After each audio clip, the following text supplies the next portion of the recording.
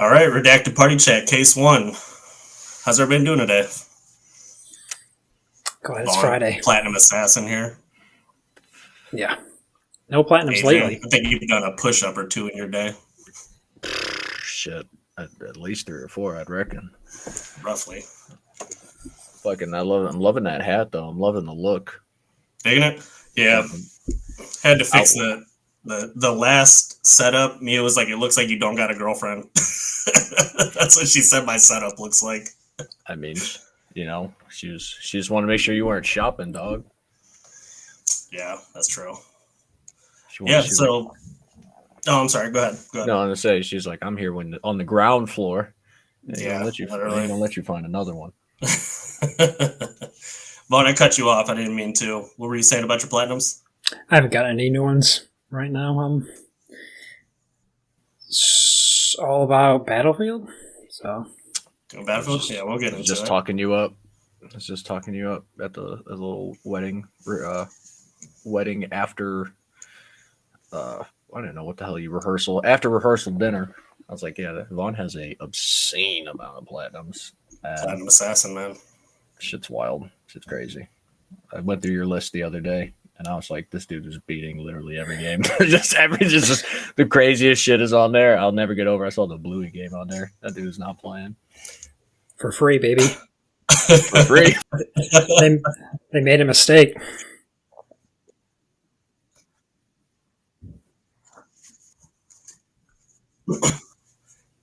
Did you get the Killzone 2 platinum? I think I got the Killzone 3 platinum. I didn't get 2. Okay. I wasn't even for some reason you had 2. And I was I'm pretty sure I have at least Manhattan. I have at least 1 Killzone platinum. I'm pretty sure. Yeah. They all meld together. Okay.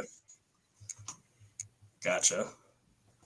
Okay. All right. Well, hey, let's get right into it. We'll start off with what everybody's been playing. Whoever wants to go first, take the floor. Vaughn? Adrian? Yeah, I'll forget. Why not? Mine's probably like the shortest, because to be honest, I played a little bit of Space Marine 2 last couple days. I let that game sit for.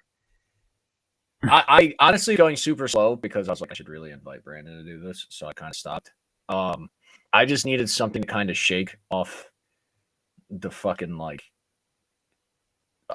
quicksand situation I found right in with playing just like RNG based anything, like just anything from like a Binding of Isaac type of deal to Slay the Spire to like Brotato, any of that stuff. Like if there's a high likelihood I might just get absolutely railed for no apparent reason other than the game just decided was not my day. I'm addicted to that. I'm some kind of fucking masochist, I guess.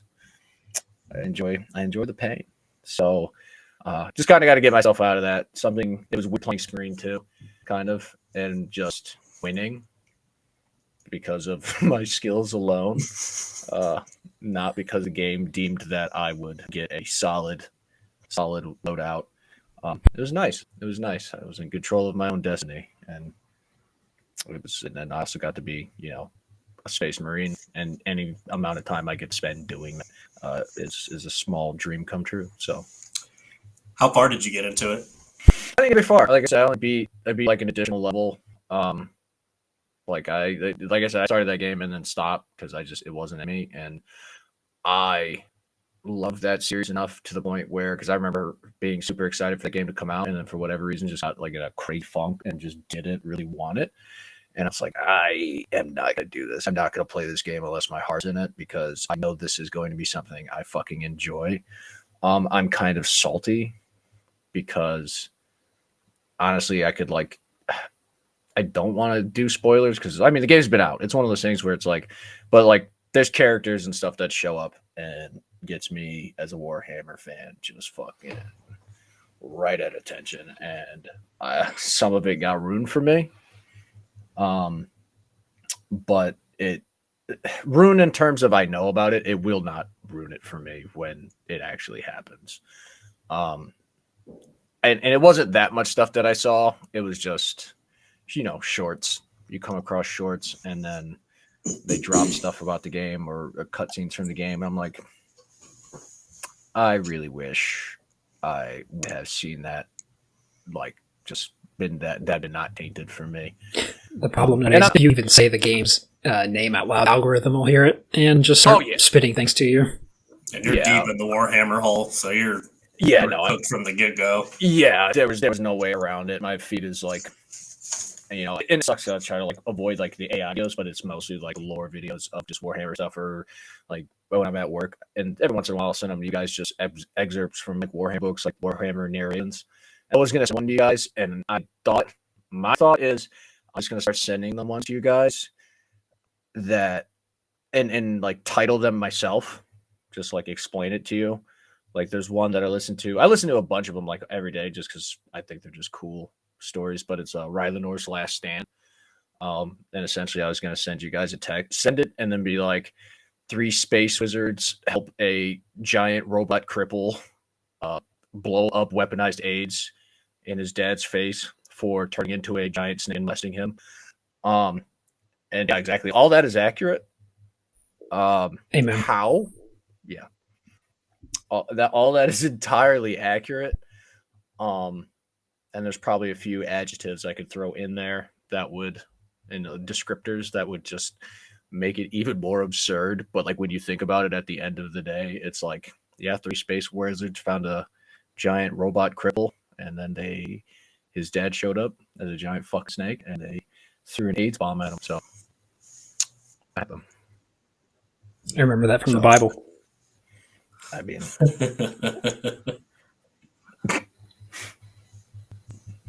mean, if his dad was Magic Johnson, he'd be totally fine. But actually, his dad was totally fine. He was still okay. But if you guys aren't familiar with Warhammer, it doesn't mean as much because that whole moment is just absolutely sick. At some point, I gotta break off, and I'm not like a lore master or anything like that because there are 100 of them there books. But not to cut you off, but is the game from what you've played so far pretty? Yeah. So like in terms of like they made types.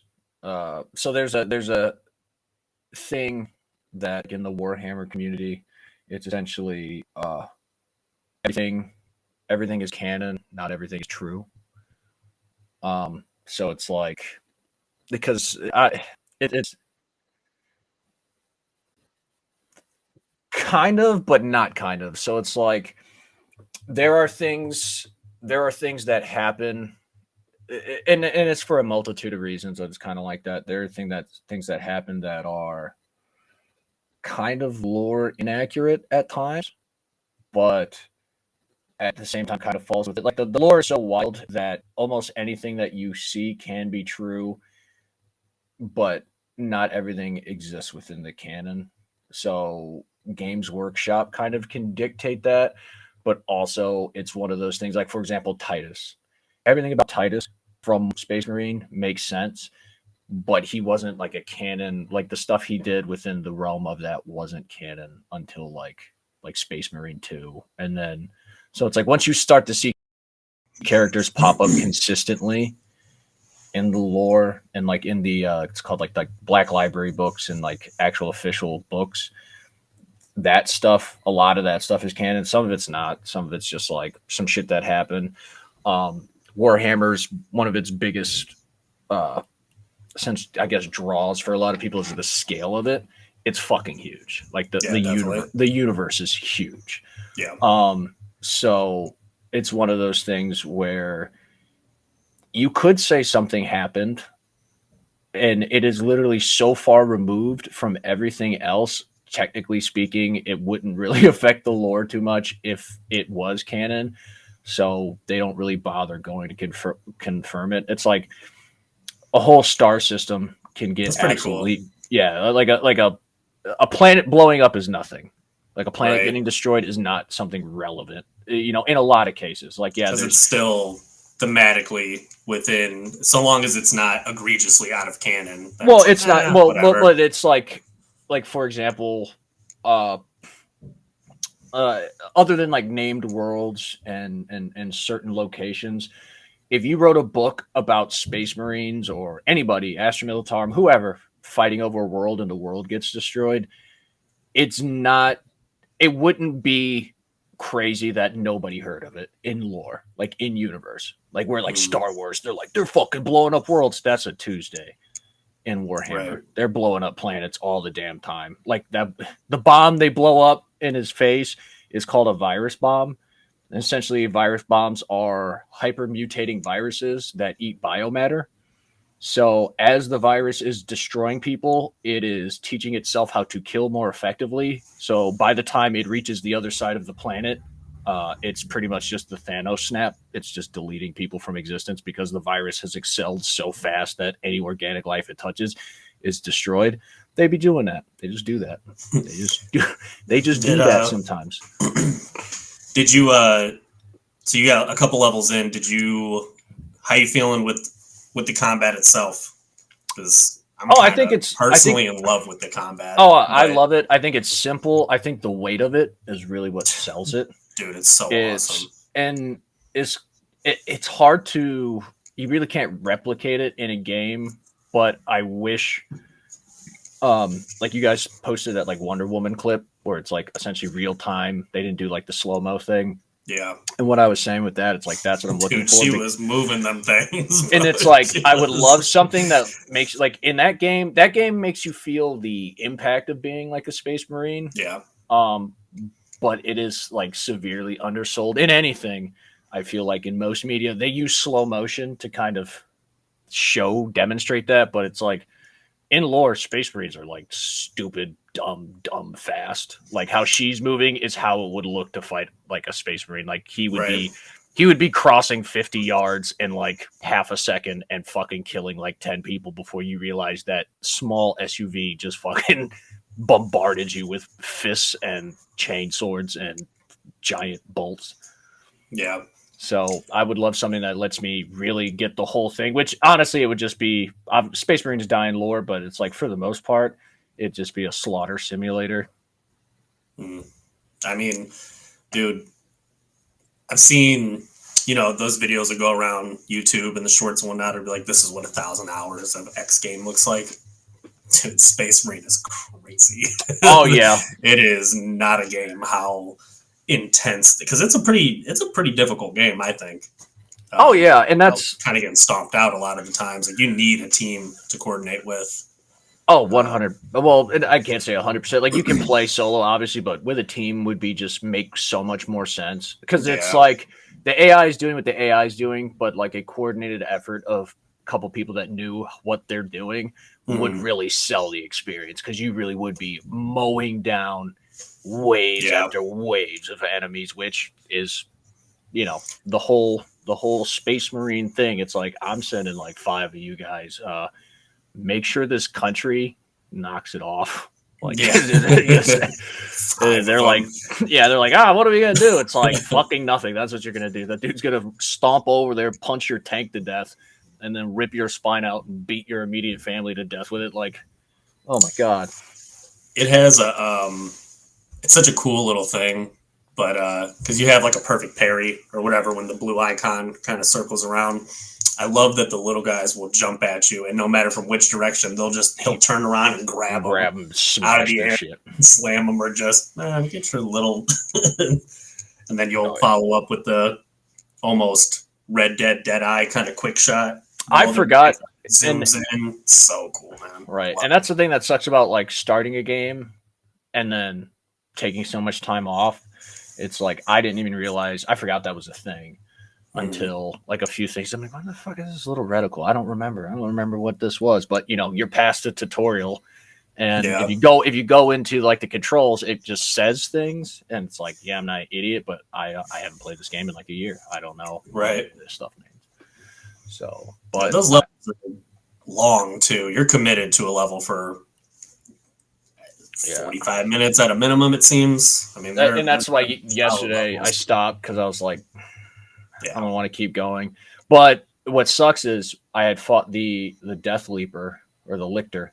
The Lictor fight where it's camouflaged in the trees jumping around. I beat the shit out of him, and that's satisfying. But that's what made it. Yeah, exactly. That's what made it suck because it was like I had gotten into the flow. I was dodging, parrying.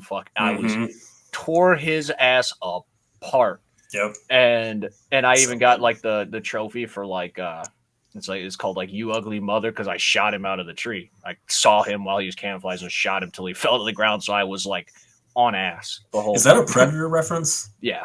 Okay, I thought so. Yeah, I was just on his ass the whole time. Just shot you out of the tree, beat the hell out of you. You ran away. I shot you out of the tree again. Just straight up. We're here. I came here to stomp you out in the Emperor's name, and nothing will save you from me. So good, dude. Oh yeah, I love it. Is that mostly what you've been playing? Yeah. Unfortunately, especially with like wedding stuff this weekend, I was just been tied up. So with my usual stuff. So doing that and trying to find time to be a normal human being. That's a tough one. That's a tough one. I've almost given up on it, and I think I will be freed once I give that notion away. Cool. Vaughn, how about you? What you been playing? I was going to say I've been cycling through 3 things, but I guess technically I've only been cycling through 2. Battlefield and Yotei. Ghosts of Yotei, if everyone didn't listen to the first episode. Battlefield is real good. It does feel better from the beta, so that is good. I'm glad they took all that feedback into account. I know you said it felt heavier. I think that was the word you used. Yeah, just slightly. I think there is some truth to that.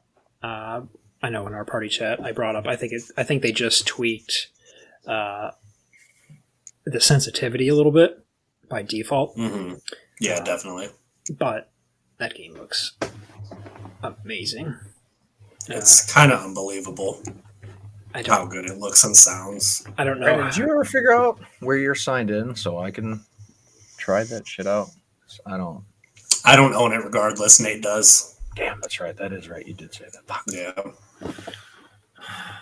Yeah, I don't know how they're doing that. Like that engine is amazing. I'll be running tanks exploding, helicopters zooming over my head, jets screeching by me. Dude, the other Battlefields I feel like look really, really good too. I feel like Battlefield 4, like when I first saw that game, I was like, that's what's happening here again. It's unbelievable how good it looks, really. I think they've looked good since Bad Company 2, honestly. Yeah. I don't think I've always liked the look of Battlefield. They haven't looked bad in any sense since then, but this one is, I think, next level. And I hate to be hyperbolic, but things going on all at one time is kind of remarkable. Yeah. And being stable, like, is it pretty stable the whole time? Liquid smooth, man. It's insane. That's partially why I don't believe it. Like, the size of these maps with the number of people on them, with the explosions and the particles everywhere, things collapsing. It's half the time I'm looking around. Right. Yeah. And just enough physics in there to really keep you on edge. For example, if the tanks blow up, the top of the tank will literally fly off and can destroy buildings or land on you and destroy you. That's fucking cool. Yeah, I mean, I echo everything he's saying. I also because I'm playing Battlefield as well. So I mean, I guess we can just kind of bounce off with this. I think they've. How do I put this? I'm not crazy in love with any of the maps. I don't think just yet. I think I need to spend more time in them. However, I think that they've zeroed in the pacing to like a razor's edge. Other Battlefields, you'd have these moments where you're kind of, you're kind of wandering maybe, or whatever the case would be, slow moments. It literally feels like you're in a Michael Bay montage the entire time you're playing. Just, oh my god! It's insane. Yeah, to add to that, the prior ones would seemingly set you back way too far, so you were spending most of the time trying to run back to the action, where this one gives you more opportunity to join closer to stuff that's going on. There are moments when you might be running a bit, but the pacing, like you said, is fine-tuned so well that it's a fraction of the match of you having to do that. You're usually always in something, or someone's always one corner away from knifing the hell out of you. So right. See, that's I always felt that in the older ones. You were either taking a hike or you were in the shit. And it was like, it was better to take a hike though, because it's like, you want to join this guy and that dude is in hell. And then it's some shit. Like, you jump in, the walls are blowing up. There's a fucking tank rolling through. Dudes are riding by on four wheelers and shit. You're like, oh my god, dude, I should have stayed home. Right. Waited a few seconds. Could have got the helicopter. Shit. Yeah, there's so much to talk about that game, but I don't have a ton of time in it. I've seen a lot of people complaining about the progression, that it takes a long time. From what I played, I would agree. I mean, I don't think I've unlocked anything.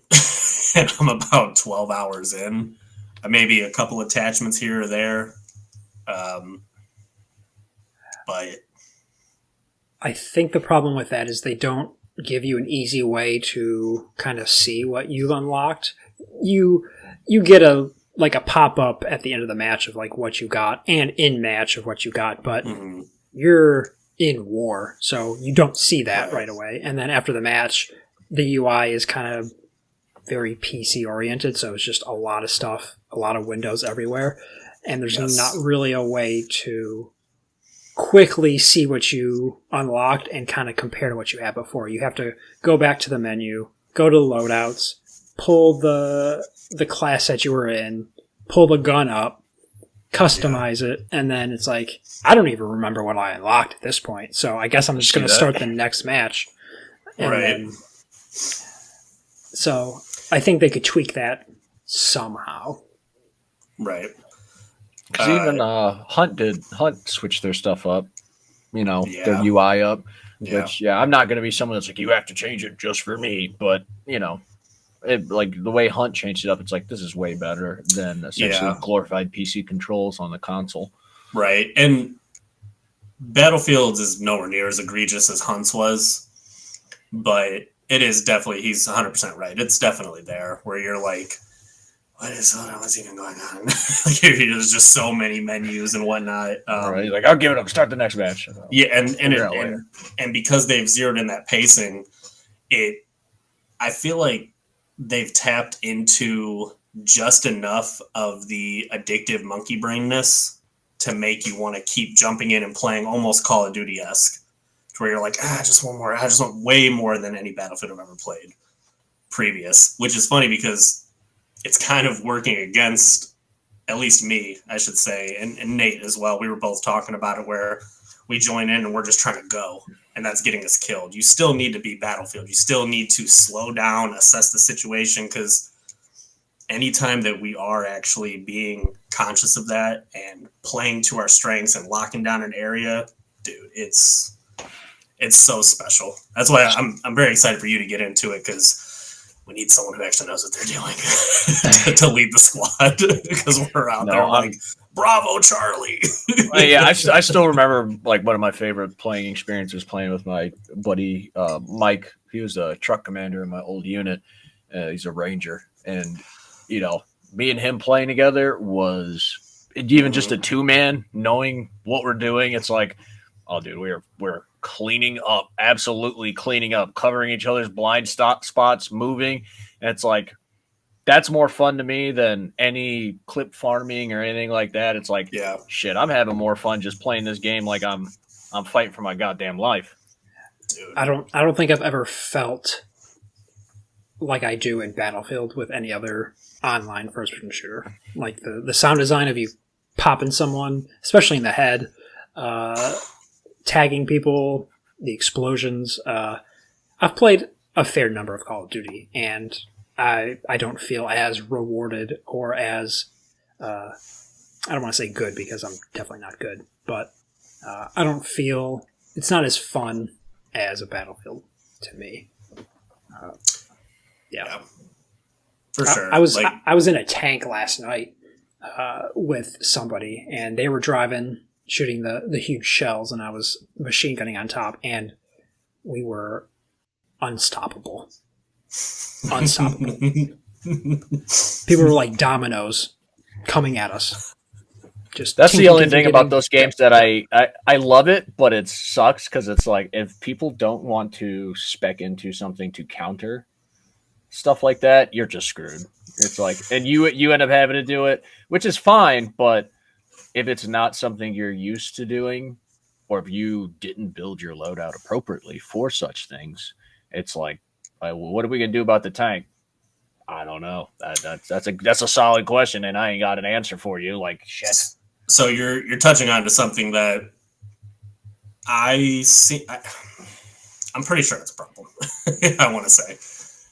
It seems like because it's bigger than it's ever been, you definitely have a lot of players in there that I don't know for sure, but I'm getting the sense they don't normally play Battlefield because I'm seeing nothing but supports and assaults. It's shotguns and defibrillators out there.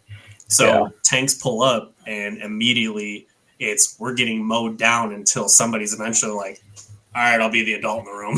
Well, and I'll go address the situation because everybody's running around just reviving, but it doesn't mean anything if a Vaughn is in there just mowing everybody down like dominoes. He's just, got 82,000 kills. And that comes with time.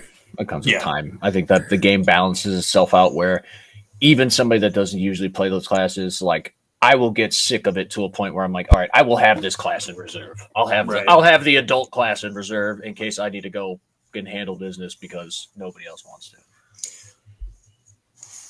The problem though is those people that are reviving everyone aren't on your team. So you're sitting there dying on the ground with your hand reached out like, I see you with a med pack. Throw it to me, please. And I'm just like, okay, cool. It's the same thing with any like hero shooter or anything like that. Like, we're getting murdered. Switch to someone else. I like Spider-Man though. I hate you. I hate you with all my soul. I guess I'll just keep getting killed by Magneto. Sweet. Right. So it's the situational awareness isn't there unless you've played these type of games before, and I feel like that's very evident in this game. Yeah, for sure. I think in about a month it's going to even itself out, and all the Call of Duty players will more than likely kind of move on, and you're going to be forced into a situation where, all right, we need a balanced squad. Because I'm joining matches where it's literally everybody's being a support. I'm like, guys, this isn't going to work, This ain't it. And I think part of that is because it's the military style shooter. People are used to like the Call of Duties. So, Vaughn made a good point. It doesn't have to entirely be treated the same, but it is very much like a hero shooter. You have specific roles for a reason. So it's like the military aesthetic makes people think it's just a plug, pick up whatever and do whatever. Whereas like hero shooters, everybody is so unique and definitively different that you feel compelled to play within your role. Yeah. It's like, oh yeah, I want to pick the guy with the defibrillator or like Overwatch. It's like the fucking angel chick, with a completely different weapon loadout, than anybody else. It kind of that major specificity of the characters really, because it those games, with military-esque shooter, it's like, as long as people like certain guns, it's like, well, as long as I get to pick an SMG or an AR, I really don't care what class I am. It's like, yeah, but you're not playing that class correctly. You're playing it like any other, but you're playing like anybody else on this battlefield right now, and that's not what you need to be doing. You need to be playing like your class. Just because you gave yourself a shotgun doesn't mean, as a fucking support or a medic, you need to be running your stupid ass into the middle of the battlefield and getting shot. That's not what your job is. Right. Yeah. Oh, go ahead. I was just going to say, other than that, I've just been playing Ghost of Yotei, and it's still good. I think it's slightly getting better for me the more I play. Not story-wise, I'd say. It has picked up since we last talked, but it's not some grandiose revelation to me. It's more so the small stories that the characters are telling, and the side missions, of course. But yeah, that combat feels good. I think it's a nice evolution of Tsushima. The RPG elements are fun. Like there are 5 like attributes you can change, because you're finding little things around the world that have specific attributes. Like I have one where if I do a specific sword move, there's a 50% chance that lightning will strike another enemy around me and instantly kill them and catch them on fire. Like, I'm never taking this off. Oh, really? I'm never taking this off. Jesus. There's like supernatural-esque things happening now? That's the only supernatural one I've seen so far. You have like a wolf. You have a wolf companion, so you can kind of spec in that route. So if you're doing a standoff, there's a chance the wolf will show up and fight alongside you. So, God, that's so cool. Yeah, the second I started saying that, dude. The second I started saying that, I'm like, well, someone's gonna have to buy a game.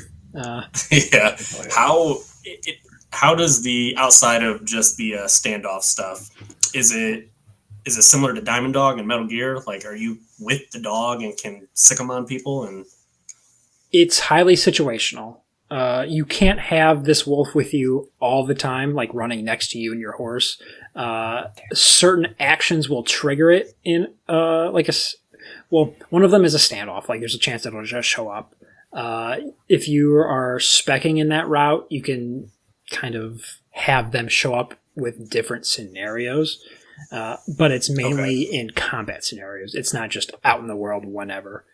There are side missions that deal with the wolves to get attribute points to make the wolf better, but that's the only way to improve them. Okay, so it's similar to the mysterious stranger in Fallout. That's what I was thinking. Yeah, exactly what I was thinking. That's kind of cool. Yeah, that that's kind of cool. Game is Shadow of War kind of thing. Have a guy jump in and save you and whatnot. Yep.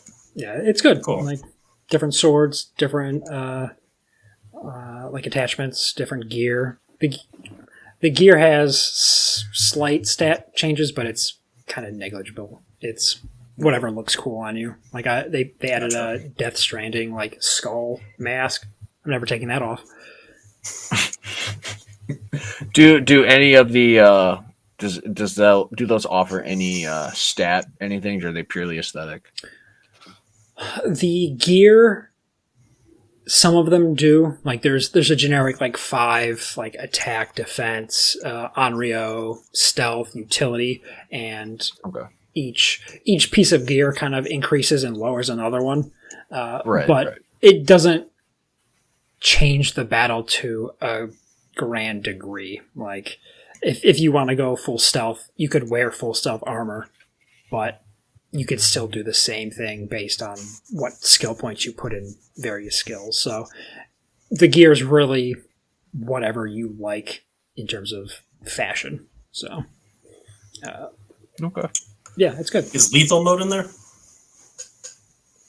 In terms of like a difficulty? Yeah, I played the first Ghost of Tsushima like strictly on lethal mode. I feel like that was the way to do that. That is in there, and I heard it's super hard, like Oh, extremely really? hard. Like you'll die in 1 or 2 hits. So, Do they still die in 1 or 2 hits?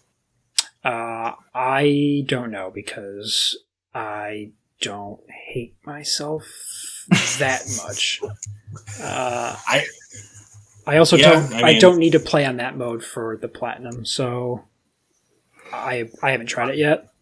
Yeah, normally it is definitely self-hatred, but in the case of Ghost of Tsushima, it was more so just there's something about with samurais. I like the idea of just we're both going to drop in 1 or 2 hits. Like we're going to get this figured out real quick. Yeah. I didn't think Ghost of Tsushima was too hard on lethal. This one, I could see it being a lot more complicated with the 5 to 8 different weapons you can get in this game, and then having to switch them on the fly to counteract the weapons the enemies have. So you could, I could see you easily dying in the in between of you switching weapons to take on the next enemy that's behind you. Now, I remember you bringing this up in the last podcast, but just refresh my memory. Do you need to change weapons in order to kill said enemy, or is it just a more efficient way to do it? It's more efficient. So if someone has a staff, I'm going to take out my dual katanas because I can break their guard faster with that. You can still break their guard with the single katana. It just does less break damage as you're fighting them. So each weapon has a counter weapon that if you switch to, it's going to be easier to kill that human being. But you can you could play the whole game with just one single katana and spec into that. And if that tickles your fancy, you can go that route. But it's going to take a lot longer for you to take these crowds of human beings down because you're not doing enough damage. Now, she has all of these weapons on her person. You can see them, or is it like she's pulling them out of a Grand Theft Auto pocket? The katana and the dual katanas are on her. I'll check next time because she carries that traditional Japanese guitar. I can't think of the name, so for shame on me. But she's always carrying that as well. In general, you see her take the swords out. Like, it's not just she has a sword and then all of a sudden it's a staff. Like, she's like doing a motion. So there is some sort of animation for you to do it. Are you able to switch between all the weapons on the fly? Or is it... Oh, yeah, then I couldn't reckon that she'd always have them out. That she'd look crazy. Yeah. So at this point, I've unlocked every weapon type. So I can button combo into any of them. So you hold down a button and then push a directional button or another button, and she can switch between them at any point. And it seamlessly flows into the next combo. Mm-hmm. So it's kind of Devil May Cry-esque a little bit. Yeah, so I can swing the single katana twice and then pull out the dual katana, swing once, and then switch to the staff and start stabbing the shit out of people. And then I've turned on extra bloody mode, so the guys will die, and then you'll see like a 3-foot blood squirt from their neck, and I'm like, I did good here. And then I continue to the next camp, and I'm like, see what happened back there? You still want to be here? And then they always say yes. I wish there was some kind of system that games could implement, like almost like a stylistic system, though, that would play into that, where it's like, if I'm doing a lot of brutal takedowns on people, like it's like the Batman Arkham games. It's like, dude, that guy just absolutely folded that man's arms behind his back, like shattered every single bone in his arms. Whereas if you would have beat him up normally, they keep their dukes up, but it's like, he snapped both his fucking arms. Like, same with that. It's like, yeah, if she would have just, if they would have had a good fight and, they lost, maybe I got this one, but it's like, she just chopped off that man's hands, decapitated his friend, and then turned one of his friends into a peg leg. we're done here. I'm not fighting that lady. I'm not doing it. She is off the shits. If something like the Nemesis system or something like that was out there, maybe they could do something like that, but that just doesn't exist, I guess. No, that's fair. That was entirely a pipe dream type of thing. I don't think it's like a missed opportunity or anything. I don't know how you'd even implement such a system, but it's more of me shitting on WB for not letting that tech get out there so people can tweak it to. Like, you could tweak that to an in-game battle, like Batman, like you said. Like, if you tweak the Nemesis system to a crowd of people in a battle, and the two guys on the outside just saw Batman rip some dude's legs off, and they're like, I'm done. Like, I can't win. Yeah. And they run away. You know, it's the same thing we talk about with Batman all the time. It's like, dude, I absolutely wouldn't keep fighting. Say what you want, call me what you will. That dude is fucking everybody here up. Yeah, like, I'm not doing that. Like the guy, like we watched the Snyder Cut Batman warehouse fight. It's like they pulled out knives. I would have looked at that dude pulling out a knife like, you lost your goddamn mind. I'm going home. Absolutely going home. Fun fact, the Nemesis system with Monolith was originally a Batman game. Really? Let that kill you on the inside a little. I had been thinking that for years, like, man, this would fit a Batman game perfectly. It was originally a Batman game. Effect wasn't fun at all. Pretend I didn't hear that. Yeah, awful. That's all I've been playing, though. Yeah. For me, I mean, we talked about Battlefield, and then I'm still chipping away at Batman Arkham City. That game is still glorious. I love it. I forgot that you have to do... So you you got 100% the map or whatever, and then you do the Riddler challenges. I forgot that there was a category of, they're called campaigns, where you have to do a fighting scenario, a stealth scenario, a fighting scenario, and then you have 3 to 4 modifiers that you have to get rid of by the end of the campaign. So it'll be like more aggressive enemies, or you're on a time limit, or your health is progressively dropping, or whatever. I don't remember that at all. It sucks. It sucks. It's not. It sucks. However, though, I am finding just a whole new flow, specifically with the fighting in that game. That is just, I don't know. It's almost, I've always loved it, but it's more satisfying than it's ever been right now. There's something about it that just, and it's kind of like a no-brainer. This is probably how most people play, but I just, for whatever reason, never did.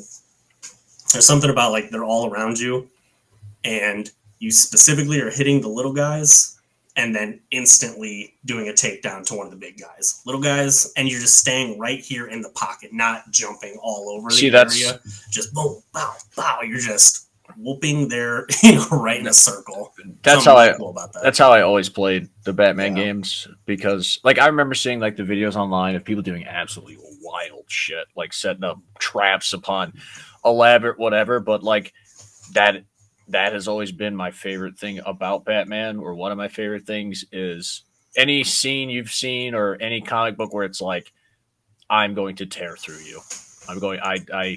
I don't want to flippy dip. I don't want to shoot fucking batarangs. I came here. I am going to whoop all your asses. That's why it's more aggressive enemies. It's also don't come to me faster.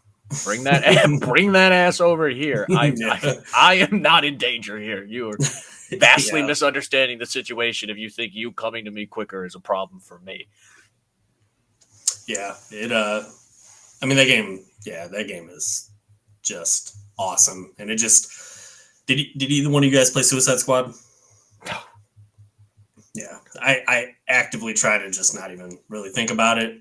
I was at one point I was but it's Rocksteady, maybe I'll give it a try, and then I saw the scene where they execute Batman. I was like, there's no way I could do this heresy. I can't. They just absolutely didn't care about anything on that game. And then watching the gameplay, and because I thought about it for a second, I'm like, I don't really have any specific love for any of those characters, but I'm let's I could give it a try. But then I realized 90% of them play the same. The only one that really plays super, super different that I could tell is King Shark. But even then, it's he was probably what I'd play as. And that's where you saw most people playing as him. But it's you see it was more so the aesthetic looked a little different, but it's like the same flow, the same kind of moves, the same combos. It's like, so you just slap skins on the same thing and just ran that over and over again, which is anytime a game has a roster and they don't take the opportunity to make them different, like fucking, what is it, Super Mario 2? Or Mario Brothers 2, the weird one where you like jump on enemies and pick them up and throw them at other enemies. Even that game got character variation correctly. Like that game had a roster of characters. For people that don't know, in that Mario, super old, but essentially you didn't have lives. You had Luigi, Mario, Peach, I believe Toad. I don't know if I said Luigi, but you have all the characters. So if a character would die, you didn't have lives. If a character died, you had to pick one of the other characters. And that character would go away until you finish the level. But all of them are different. Like Peach could jump and then float. You know, Luigi jumped higher than Mario, but he had less health than Mario. You know, Mario was the all-arounder. And I know Toad was like small enough you could get into other spaces and stuff, but he also had a lower health bar and his jump height wasn't as great. And it's like the concept of making variation in your characters is been around since forever. And the fact that with everything we have now, you still see people and dropping the ball on that. And whether it's creative,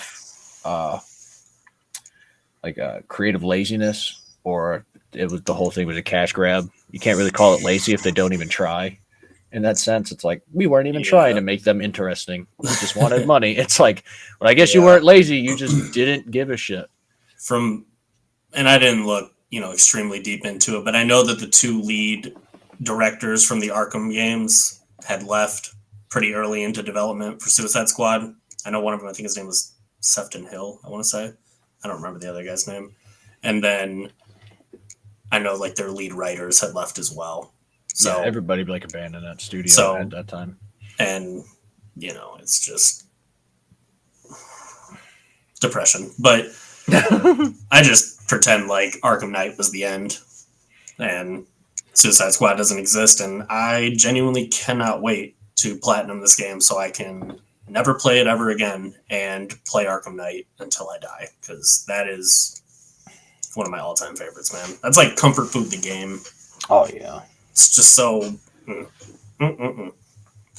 But that's pretty much all I've been playing.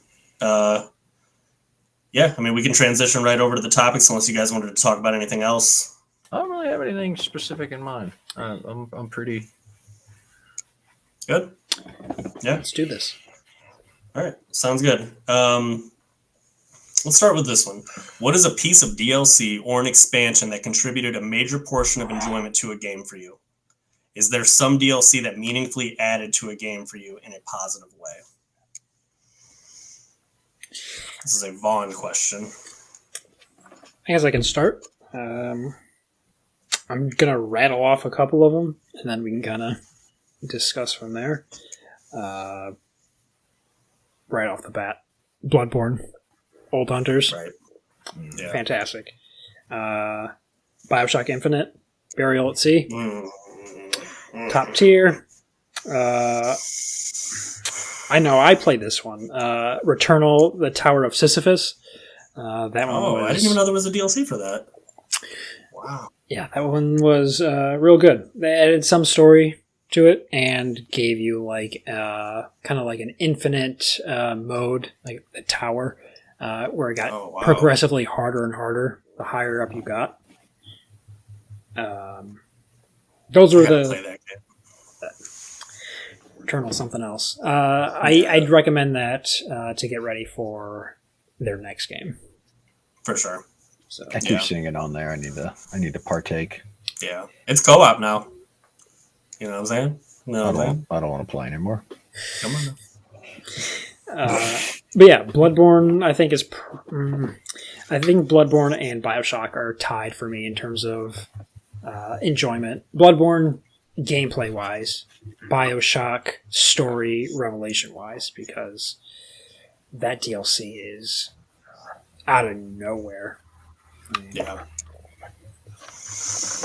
I won't spoil it fully, but they integrate original Bioshock series of events with Infinite in a way that makes so much sense that I'm upset.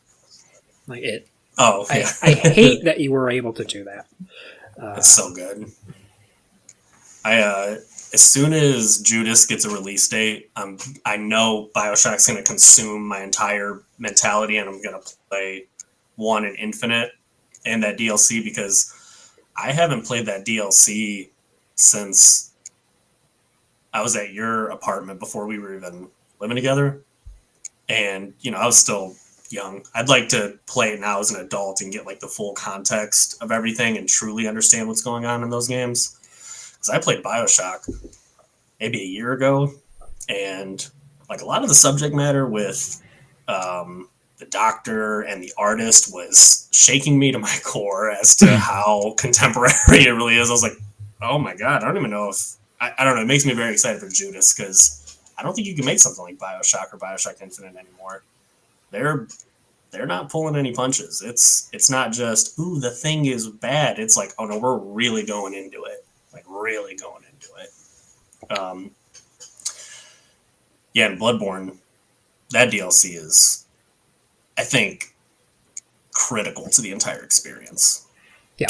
I absolutely, yeah, I liked Bloodborne when I played that DLC, especially I feel like, as someone that wasn't there when it first dropped, getting in and seeing it after that DLC, I genuinely felt like from the beginning of the game to the DLC, they really got a feel of what they were doing, and like introducing for example, like the weapons. It's like the weapons that are introduced in the DLC for me changed the combat in that game a lot. Like fundamentally, just a lot of those weapons really showed what you could do with the switch system that they had put in there. And there was some stuff that was just fun stuff, like the fucking Gatling gun and stuff. But it's like that's just it really kind of it just made it so much smoother. I mean, I'm a boom hammer boy to the day I die, but it was cool seeing some of the other weapons they had. It's like, oh, you really don't have to. It doesn't have to be, get hit them and not be hit and parry. It's like you can really switch up the way you play drastically. Hit him with that whirly gig saw. Dude. Psychopath play style. Absolute lunatic. Dude, that that DLC gives you I want to say it's the Beast Mark. I think it's the DLC that gives that. And if you combine it with the Beast Claws, you just straight up turn into a werewolf. Yep. I can't play a different way, man. It's just I'm a werewolf. I mean, what do you want from me? Like werewolf in the streets, dogging everybody, dude. It's so sick. We've checked the 2 boxes of your life passions. I'm interested if we'll hit the 3rd one. I'm not going to spoil it, but I'm waiting for it. I'm keeping track. It's going to happen at some point. I'm a simple man. I have 3 more that I'm going to save until after you two say yours, because I want to see if they're brought up. Okay. Adrian, go Okay. ahead. To mirror Vaughns, at least his Bloodborne one, the Ring City. Took mine. Fucking Dark Souls 3 Ring City. Yeah. That one is, I don't know, I love Dark Souls 3. It is my favorite Soulsborne game, period. Getting picked up by those demons and then cresting the mountaintop to see the city proper is still breathtaking to me. Just absolutely breathtaking to me. Plus it fills in, the push of the story with like the furtive pygmies and, the rest of that. And to be honest, that whole game is bleak. Any of those games are bleak. I think that DLC really kind of sold it to me, like that everything was dying, everything was going. And then as with anything, everything is fucking tragic. but like it had some of my favorite boss fights in the entirety of that of the Souls games. Period. Like Midir, it will never be forgotten. That was a crazy, crazy ass fight. Obviously you can only do it like do the entrance once, so to speak, but it's like dropping down in that hole and him fucking waking up. It's like that's a dragon. That's a big ass dragon. Yep, I know what this is about to be. And I spent a exuberant amount of time just absolutely getting stepped on. Fucking just absolutely punished. And I loved every second of it. I won't act like I didn't. The Demon Prince is butt cheeks. So like 100% it's a fight worth having, but God do I hate that boss. He's painful. It's pain. Yeah. And of course they threw in one more poison swamp for good measure, you know, because what's Dark Souls without a good old poison swamp, baby? Add freaking artillery strike flesh angels, and you got yourself a Miyazaki special right there, dude. He's hateful. Oh, dude, he's spiteful, son of a bitch, dude. He is a spiteful, hateful man. He is going to make sure you suffer. That dude's dreams. No thanks.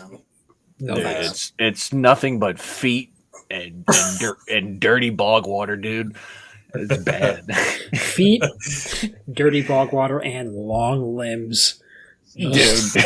Long, gangly good limbs, dude. I'm like, that centipede lady.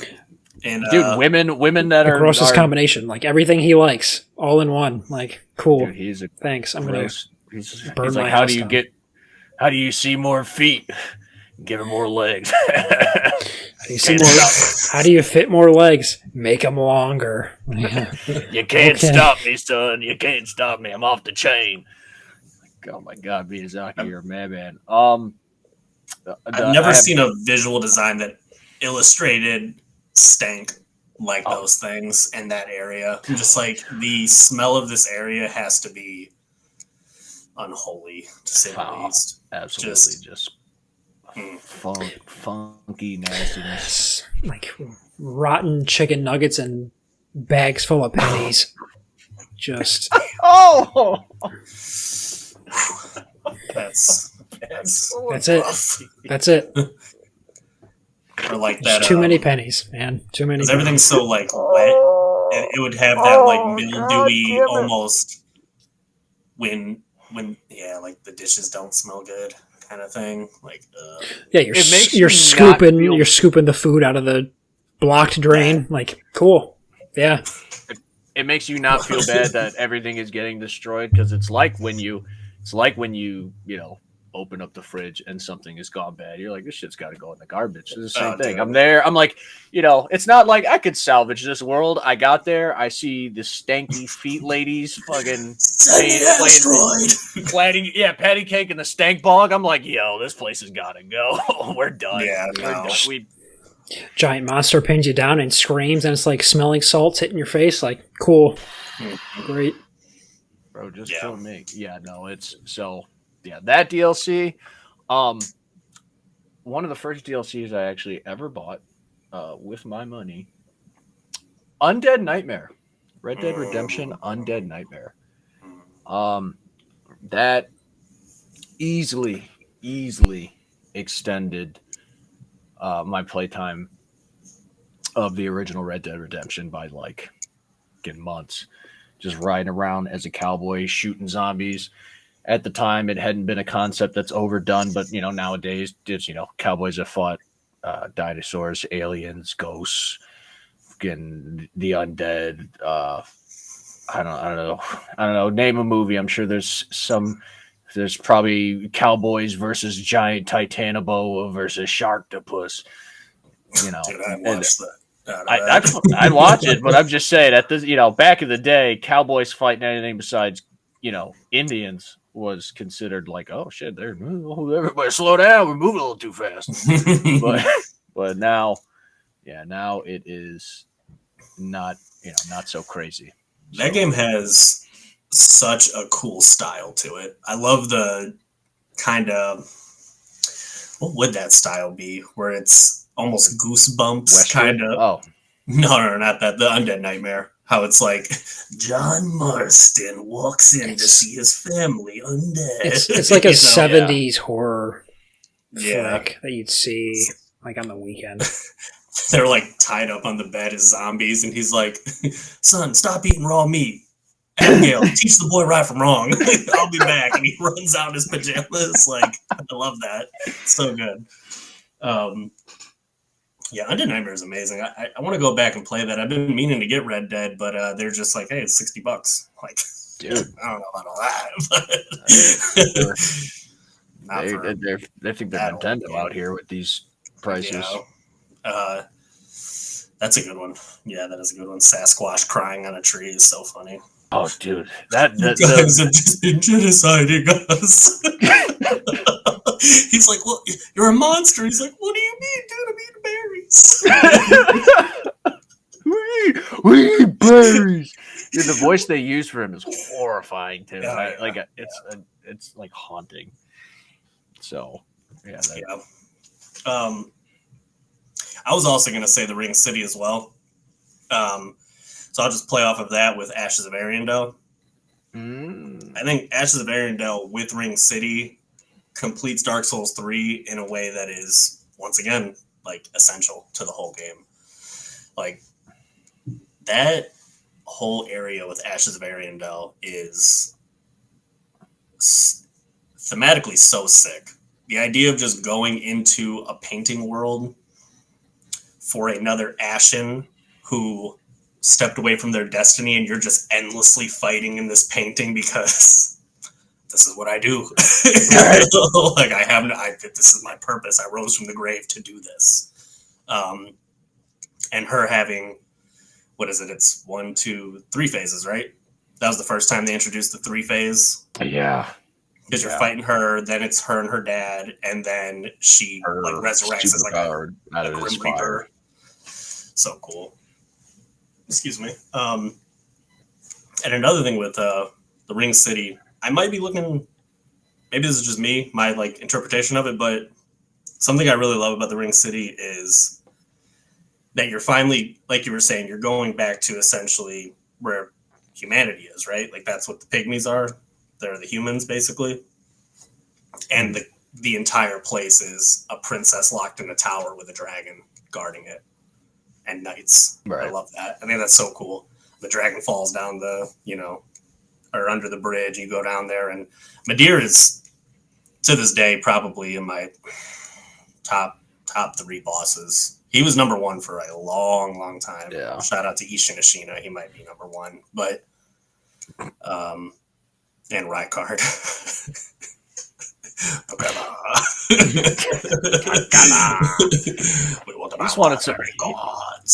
He just wanted some friends, dude. Oh, dude, he got them. Yeah, no, those are essential DLCs. And then the other one I was thinking of was the Final Fantasy 16 DLC with Leviathan, I believe. Is that the blue serpent? Yeah. Dude, that weapon that they give you is so sick. It kind of breaks the game effectively, but the flow of it is just. I think the thing is, like, once you get to that level, like when if you're playing post game DLC, yeah, because a lot of some people try to like make DLC, it's like you could pick it up whenever, it's like that's very much post game. So it's like you already beat the game, you're already realistically getting buffed out of your mind. This is just something else fun to beat the hell out of your enemies with. Yeah. Yeah, and that whole fight with him when you're Ifrit is just so cool, man. I love Final Fantasy 16 to my core. Oh, that I remember that put its hooks in you. Dude, that game is just it's that game embodies to me something which seems to be happening now more in the culture with movies and games and just in general, is like, just be fun, man. You don't gotta do this whole big psychological. It's just like, it's fine. Like it's cool. Sometimes people shitting on that game is, I don't understand what game you played, because That whole game was insane. The combat, really? People People had problems with it? Combat isn't People that hit deep. everything. I'm like, are you what? Combat's not that That deep. game was, dude. The combat is. You know who made the combat in that game? You fool. Yeah. It'll be the same. Right? It's the same people that talk about difficulty sliders, though. It's like you're never happy. You're never happy. There's either the combat was too complicated and it's just too much. You're not trying to do all that, or it was not deep enough. It's like, do you enjoy anything? Do you enjoy anything anymore? Can you not just be pleased? We have this constant complaint. Like, Yeah. what do you enjoy? Like, why are you even here? Go do something Right. else. Like the whole point is to enjoy a somewhat unique experience. It's not to have the same experience. It's like, oh, well, I played this game and it was like this. The combat would be sweet if it was this. That game would be that game if it was set up that way. That's the whole goddamn reason that you're Right. buying a unique piece of art, is so that you can enjoy that different everything. You know, yeah, there's certain elements that might be similar, but it's like this is not that. It's a completely different thing. Yeah. If you can't separate yourself from that, then I mean everybody's entitled to their opinion, but I mean it's a They're wrong. silly way to formulate opinion. Yeah, you're wrong. You're wrong. Hot take. Sometimes your opinion's wrong. Yeah, you're just wrong. Like sometimes. Oh it's no, just blatantly you're wrong. entitled to Yeah. it, but yeah, you're saying Yeah. some crazy stuff. It's Yeah. like, yeah, And just to go back to that DLC, if I remember correctly, so in Final Fantasy 16, the icons are tied to characters, right? It's They Bahamut is have human hosts. Yeah. yeah, they have human hosts. So Leviathan in that one is a baby, and I forget exactly who or how, but they essentially freeze Leviathan in place. So like the whole time you're in the area, you can see essentially a giant tsunami frozen in time. And at the core of it is just a baby screaming. So Leviathan is just a loose baby, like a crazy baby. And what's also really cool is even though that weapon breaks it, and you actually end up getting powers, spoilers for Final Fantasy 16, but you end up getting powers that are what's the name? Ultimas. You end up just getting straight god powers. And they give you a roguelike mode once you beat the game completely.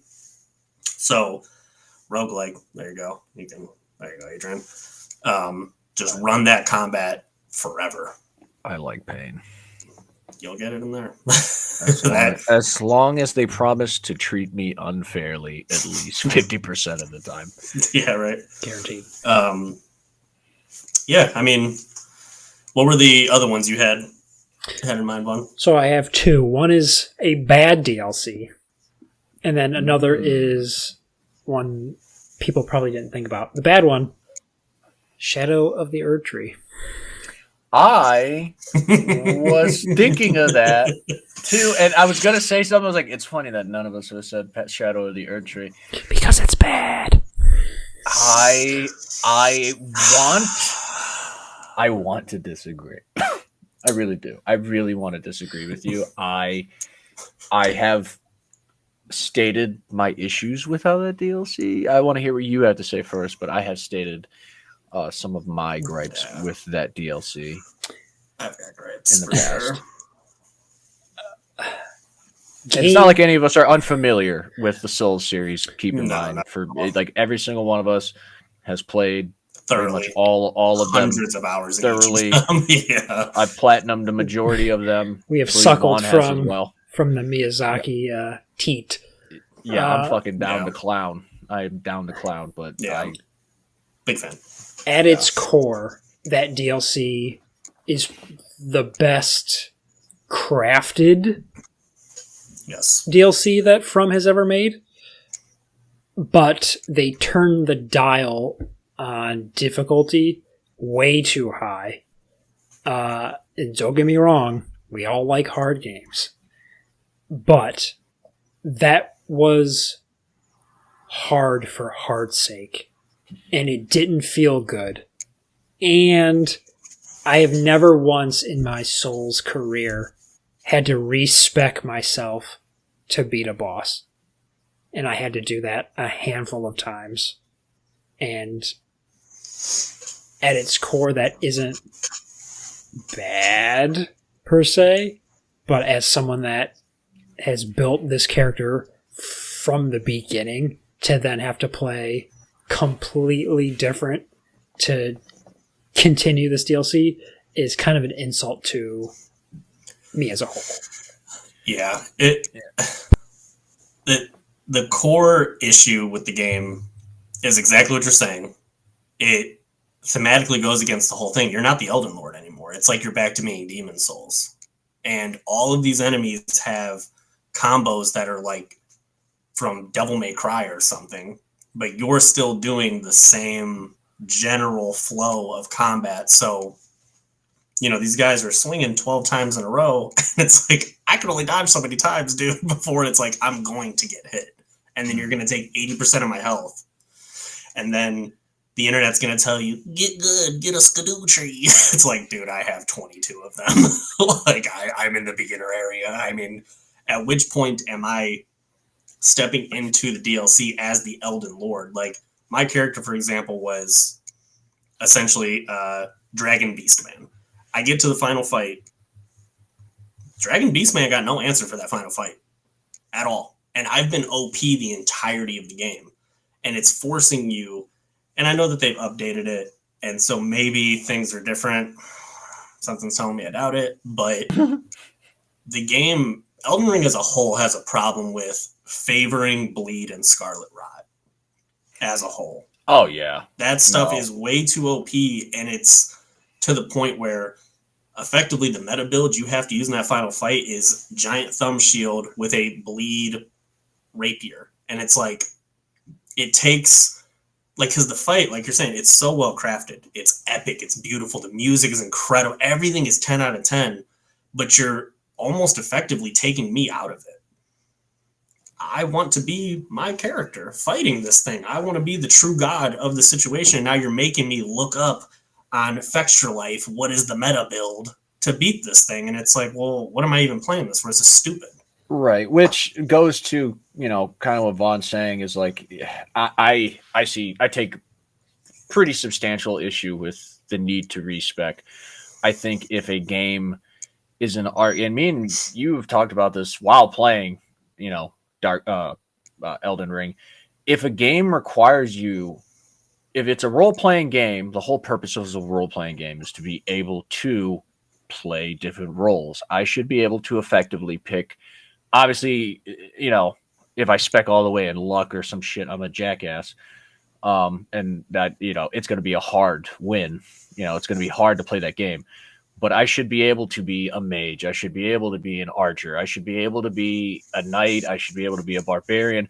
All of those should have a viable route for me to complete the game with that build, using that build. And I don't mean, like you said, the get good type of, it's like, well, I beat it with, my thumbs playing on Donkey Konga drums and no hit runs. It's like, that's not the same as being able, like, to play it at a reasonable level and be able to play any character class. So, like, the idea of having to respec or do something specific in order to kind of progress in the game bothers me a lot. And I think that simply is beneath them design-wise.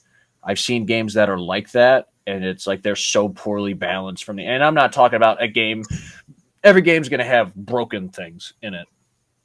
That can't be helped. You can't help that. It is what it is. But it's like, I would rather have one thing be broken and everything else be viable than everything be unusable and one thing be viable. Like, that's, I should still have the option to play 100%. Any way I want. And if I want to be godly, then I could pick this busted thing. That's how base game Elden Ring was. Yeah. But that's what's so confusing about the DLC. Shadow of the Erd Tree feels like Miyazaki had the worst week of his life. Like, waking up on the wrong side of the bed. That dude absolutely woke up with shoes full of Legos. His dog took a crap outside of his door, so when he woke up, he stepped right in it. walked over to the table to find divorce papers, and then when he opened the Found door, him. yeah, his mailman just slapped him square in the face and then threw his garbage, his mail in the garbage. Then he went into work and crafted the most punishing, diabolical fucking thing on the planet by hand. and they had to like sat in there like a mad lunatic for days. They're like, he hasn't come out yet. And then when the playtesters played it and had to go get therapy, some saint was like, okay, we're gonna put in tree roots, right, and they're gonna make you die less. That's all. That's the best we can give you guys. He made some evil shit. That's the only leg up I can give you, fellas. Good luck. For the love of God, I'm so sorry. He's on one. There's a fight specifically where I was like, I'm not doing this anymore. I'm not. This isn't.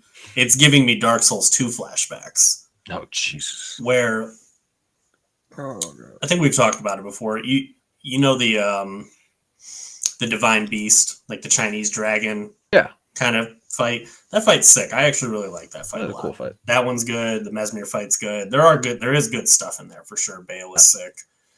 I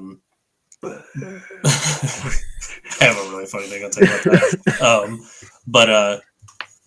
So there's a section of the game where you drop down into this like little area, whatever. It's a little side thing, so you don't have to do it, but you have to. But you gotta do it. You gotta do it. Like, I think I know where you're going with this. Yeah, and the divine beast pops up again. It's like, okay, whatever. I got this move set down. I just whooped him. I'm gonna dog him. Mm-hmm. Dude, halfway through the fight, the death blight basilisks with the big eyes. Yeah. Dude, there's like 10 of them. And then instead of him throwing lightning around, he's also blowing death blight. It's like, come on, man. Like, what do you want me to do? Not be anywhere? If you didn't want me to play the game, then just don't release the DLC. Dude, don't let and me the play. death blight instantly, like, it's fast. You're going to die. So it's like, what do I got to do? Respec and put 99 skill into making sure death blight doesn't kill me for this one? No, I'm not doing that. Like, I think it's funny that those basilisks, those aren't actually their eyes. Yeah, it's disturbing. It's gross. On their head. It's gross. Yeah, it's horrible. I kind of lucked out They when have it came tiny to little beady ones, that like stuff. Little Because lizard there's mouth. Yeah. There's not a lot I didn't spec into because I farmed the out of the in like the blood temple. I don't know if you know the ledge, but like I just kept farming those guys. I shot the crows, make the crows fall off, and then I'd kill all those guys on the ledge with like the golden foot. I'm like level 400 in that game, like straight up. Because my goal, I was like, I want to be able to do anything I want to do and be like fucking godly at it. And you could respec, but I was kind of thinking the same thing. I'm like, respecing is for nerds. It's like, I just want to do what I want to do. If I want to bash somebody to death with a giant axe and then like pimp slap somebody with magic, I just want to be a walking nightmare. And yeah, I, for the most part, was okay. But even then I got to that DLC and I'm like, what? You immediately realize what the game wants you to become to play it. And it's like, I understand there's a level of you need to commit to the pain that is going to be a FromSoft game, but it's never that steep. Like, that game was like, hey, you're going to be stuck on this. Like, dude, I fought that Divine Beast because I was committed to soloing him. Dude, I fought him for like a week. He's like one of the earlier bosses in the game. Killed Mesmer. He wasn't too bad. Get to Bale. Technically speaking, Bale is still the Dragon King. I am not the Dragon King. He whooped me every time. But like, there's just standard enemies out there that are like, there's 5 those Black goat Knights men and a dragon. Those like goat guys with the fucking dagger discs, things. Yeah. The ninja fucking goats. I'm like, it's brutal. I fucking hate this. I hate everything about this. It's funny because to tie back to Final Fantasy, that's what I was thinking the whole time I was playing Final Fantasy 16. Is like, this is how Shadow of the Earth. This is what FromSoft needs to evolve to. You need to be more. You need to be more capable. This by the point of Shadow of the Erd Tree, I'm almost having a disconnect of like, why am I still playing like Dark Souls 1 to an extent? Like, yes, I'm faster, but like, dude, I'm still But you can dodge jump. rolling. Yeah, you can jump, and like some of the like the Beast Claws, for example, if you hold R2, he ducks, so you can duck under horizontal attacks, but it doesn't mean anything because they're going to do a 10 piece and I'm going to come up and hit you. And then it's God of War Ragnarok where they're like, sit your little down, boy, what's wrong with you? And it's like, well, like there almost should have been some type of, if you do dodge one of these 10 attacks, you have a high stagger chance to at least stop them in their track. That would help so much, dude. At least make me feel tough. Like, you just feel really, really, really weak in that DLC, and it just really sucks a lot of the kind of the spirit out of the game. Well, it's kind of like you said, you go from, and that's clearly endgame DLC. It's super endgame, beyond endgame DLC. Your endgame character is going to get their salad tossed in that DLC. I'll guarantee it. I'm starting that DLC and then ending it before I finish it. That's how endgame it is. Yeah.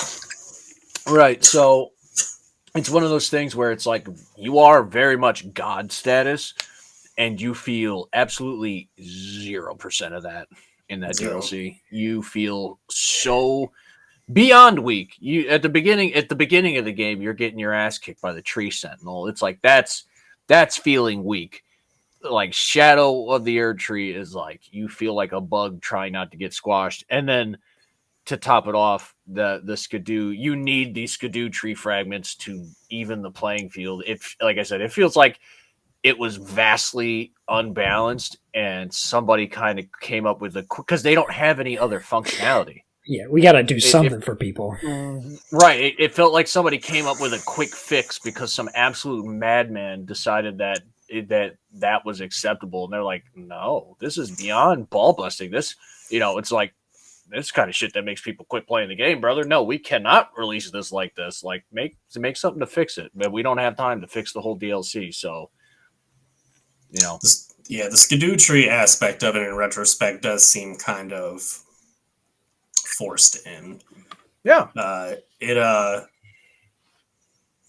Because I guess if I'm playing devil's advocate to myself here, one, I didn't get all the skidoo trees. I'm almost wondering, hoping, coping that there's some kind of like you get to 22 and then that 23rd skidoo tree is like, okay, I'm hitting God status at this point. Now I'm actually strong, but I didn't get to that point.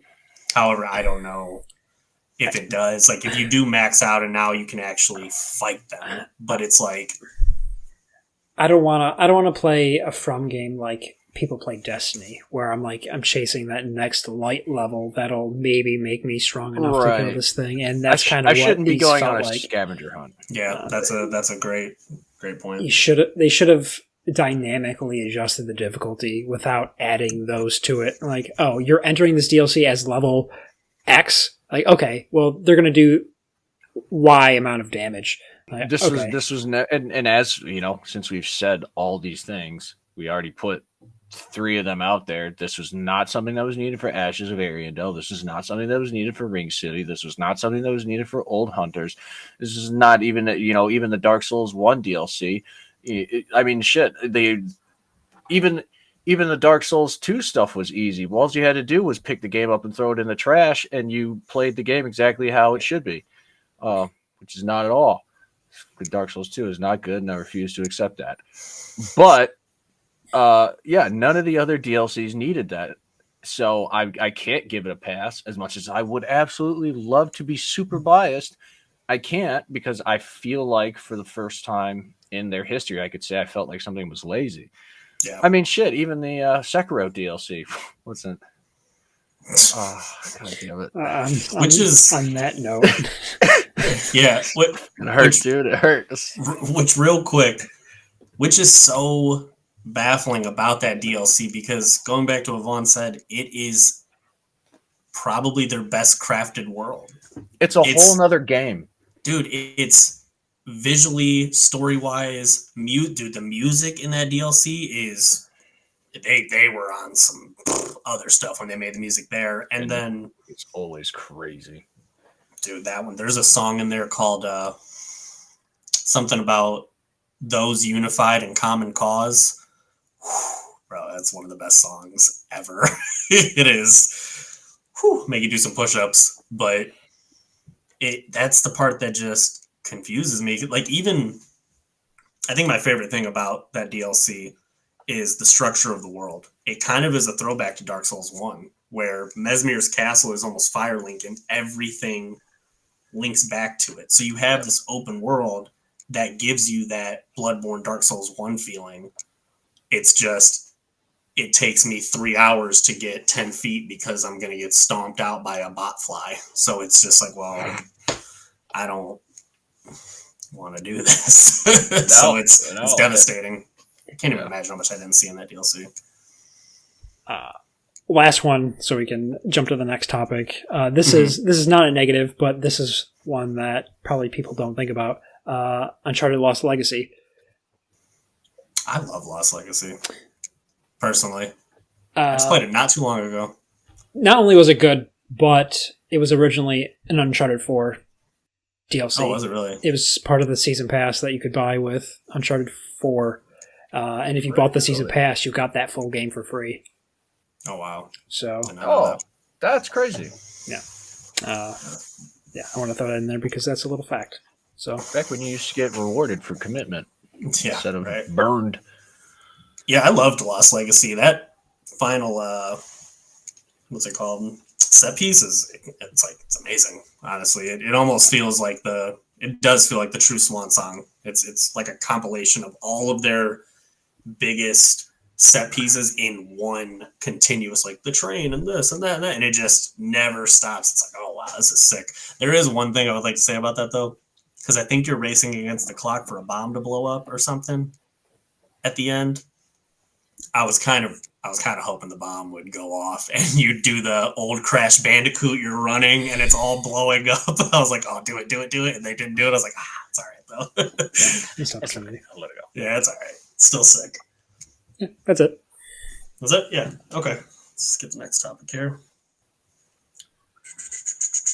A game or genre you judged before playing or judged too harshly when you first tried it, but you ended up loving it in the end. I'm curious what Adrian has on this one.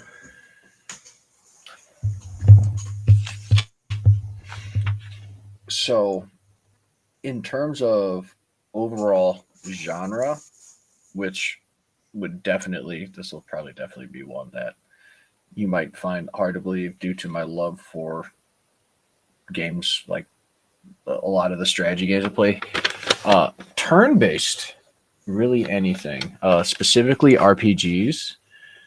But yeah, when I really didn't get hip to turn-based combat or turn-based RPGs, I'd have to say it was in like my 20s. Like I always wanted something that was dynamic, moving, and the way I would always kind of describe it was like skill-based. It's like not acknowledging, especially now that I love games like XCOM and playing Chaos Gate and stuff. It's like there is a skill in being able to strategize. And even in those games, I would, like, for example, I would be open to the concept of like and there are a few games, few and far between, that have like a speed chess type of play style where it is strategy, but you're on a timer. And if you don't, you don't make a move within a certain amount of time, you will lose effectively that turn. Mm-hmm. So I even like that. It just kind of it makes you knowing that your strategies, your thought process, how you are managing your team is what is going to have you prevail in the end. It's just as rewarding as being able to effectively pull off combos and effectively utilize mechanics and games in real time for me. So that was my big kind of just overall genre that I overlooked. Because I'll be honest, with games for the longest time, like I wouldn't be able to give you one because I was very much a I know what I like type of person. So if I said I wasn't gonna like it, I probably never tried it. I'll be honest with you. There's probably so many games where I'm like, I'm not gonna like that, and I just never went back. I mean, my backlog's hundreds of games long, so it's like can't go back now. You're sorry. You're already lost. Too far gone. Maybe when I'm an old man and I'm retired and I can fucking just play video games all day, every day, and try to pull off the legendary feat of finishing my backlog. Um, I plan on living into my hundreds, so I figure if I retire by the time I'm 60 something, I have at least 50 solid years of just playing video games until I die. Plural, hundreds.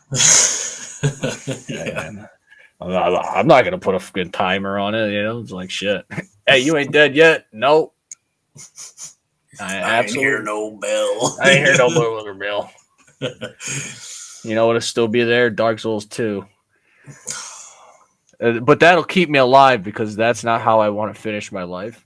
That'll put you in the dirt faster. Well, no, that'll be the last one because I don't want to do it. And it's like, well, once I finish this game, I'll have nothing left to play. And it's like, good thing this game is not fun because it will always be unfinished. I will always have unfinished business because I don't want to finish that game. Question the people that are like, no, I swear Dark Souls 2 is the best one in the series.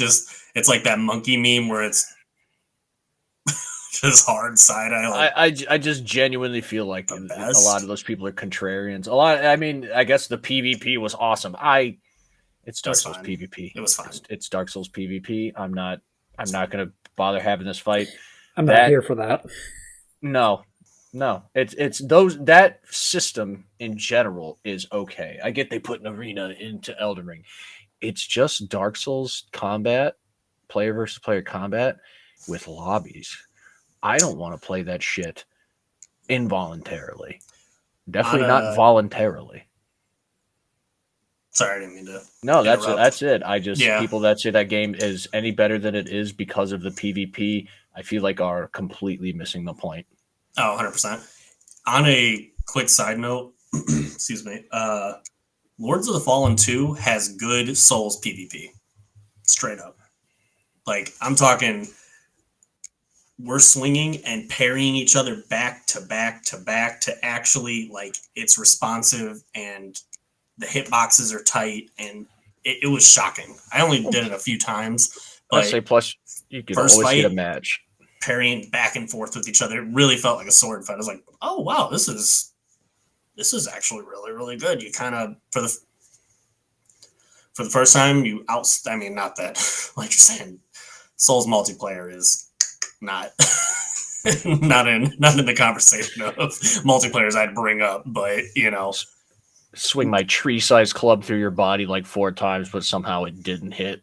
Yeah. And then you swung and I was 10 feet away and now I'm in a full-blown combo. I don't fucking know how.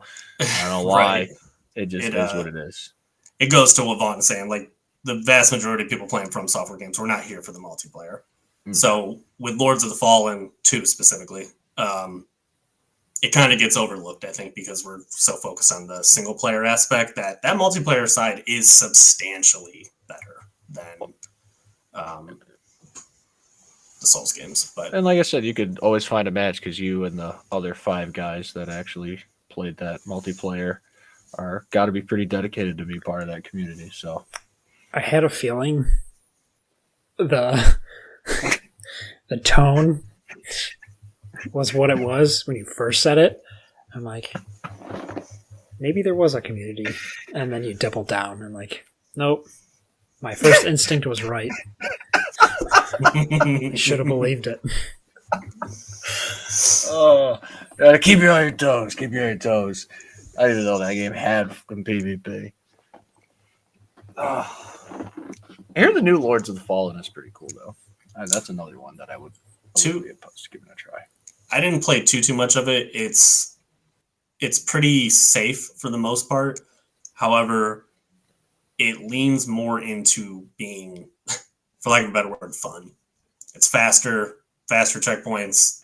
Like, it's more arcadey and action, and you're just you're slaughtering. You're a crusade knight. Like you're literally just a rampaging crusade knight. For clarification, it's not called Lords of the Fallen 2. It's the second one in that series. Right. It's just the Lords of the Fallen or something like that. Yeah. It's kind of a rebranding of that series because the first one was a garbage. Dude, I tried playing that and it was really bad. In this question, just as a side note, and I'm going to try to stop attacking Dark Souls 2, just for a little bit. I don't know why like Dark Souls 2 is on my shit list right now. I haven't touched it in so long, so I really shouldn't be feeling so much animosity. That's the smart choice. Had this question been worded and more ambiguously, like how the DLC one was, and you threw that curveball of bad DLC, it was like, what kind of game changed your perspective? You know, you went into it thinking it was going to be something, it was something else. It would have been Dark Souls. Oh, too, yeah, for sure. As a whole, I went in that game thinking I was going to have a good time. Dude, I was wrong. And then, so wrong.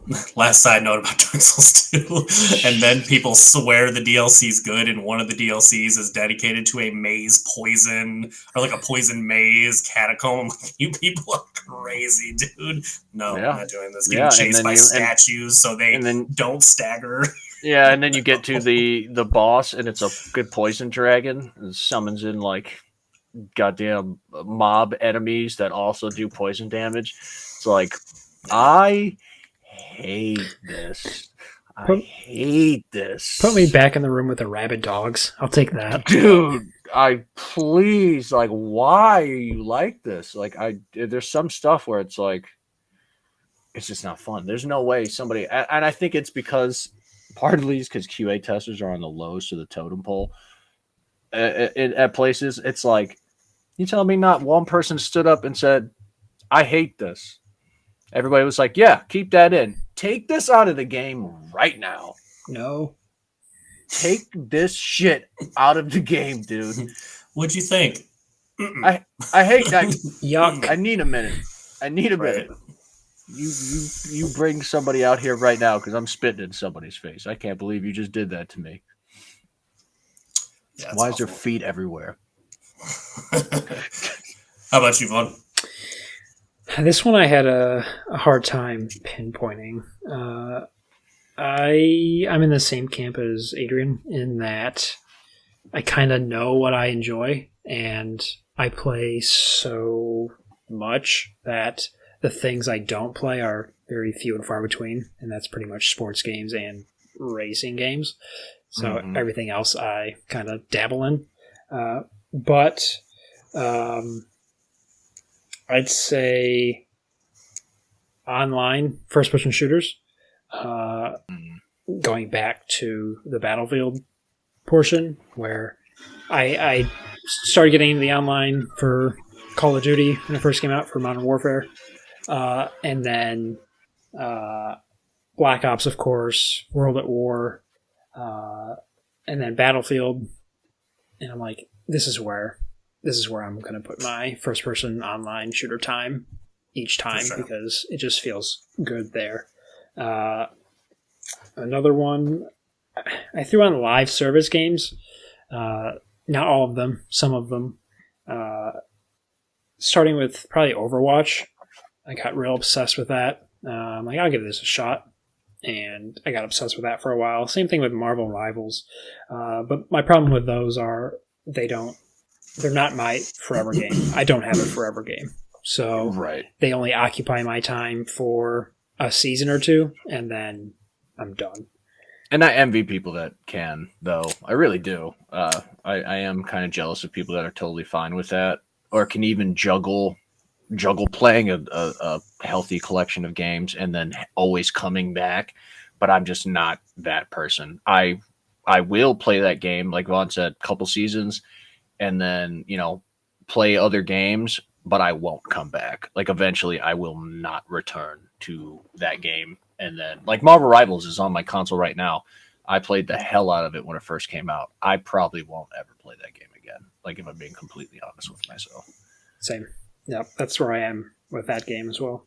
And then lastly, I threw on VR. Like, I think we were all in the same boat with VR when it was first kind of coming out in testing the waters. Then I got the first PlayStation VR. I'm like, okay, this is better than I expected. And then I got the second one, and much better. A lot more. I have the Quest 2. Okay. Yeah. So go ahead. Sorry, I was No. just agreeing with you. I need to play it more. It was really all I was gonna say. But VR is very much in the live service camp, where I played a butt ton of it when it first came out, and then either lack of interest or lack of support for it after a while kind of weaned me off of it. I still have it. I don't know if I'll ever jump back into it to the degree that I did at launch, but to answer the question, I think VR was one of those where I was pleasantly shocked at how well it worked in the day and age that it was released. That's Yeah. Mine was game-wise. I hated BioShock the first time I played it, which is kind of crazy on account that I have BioShock tattoos. Right. Now, like, I love BioShock, but... How old were you when that first came out? I believe... Man, dude, 12-ish, probably. Let's see.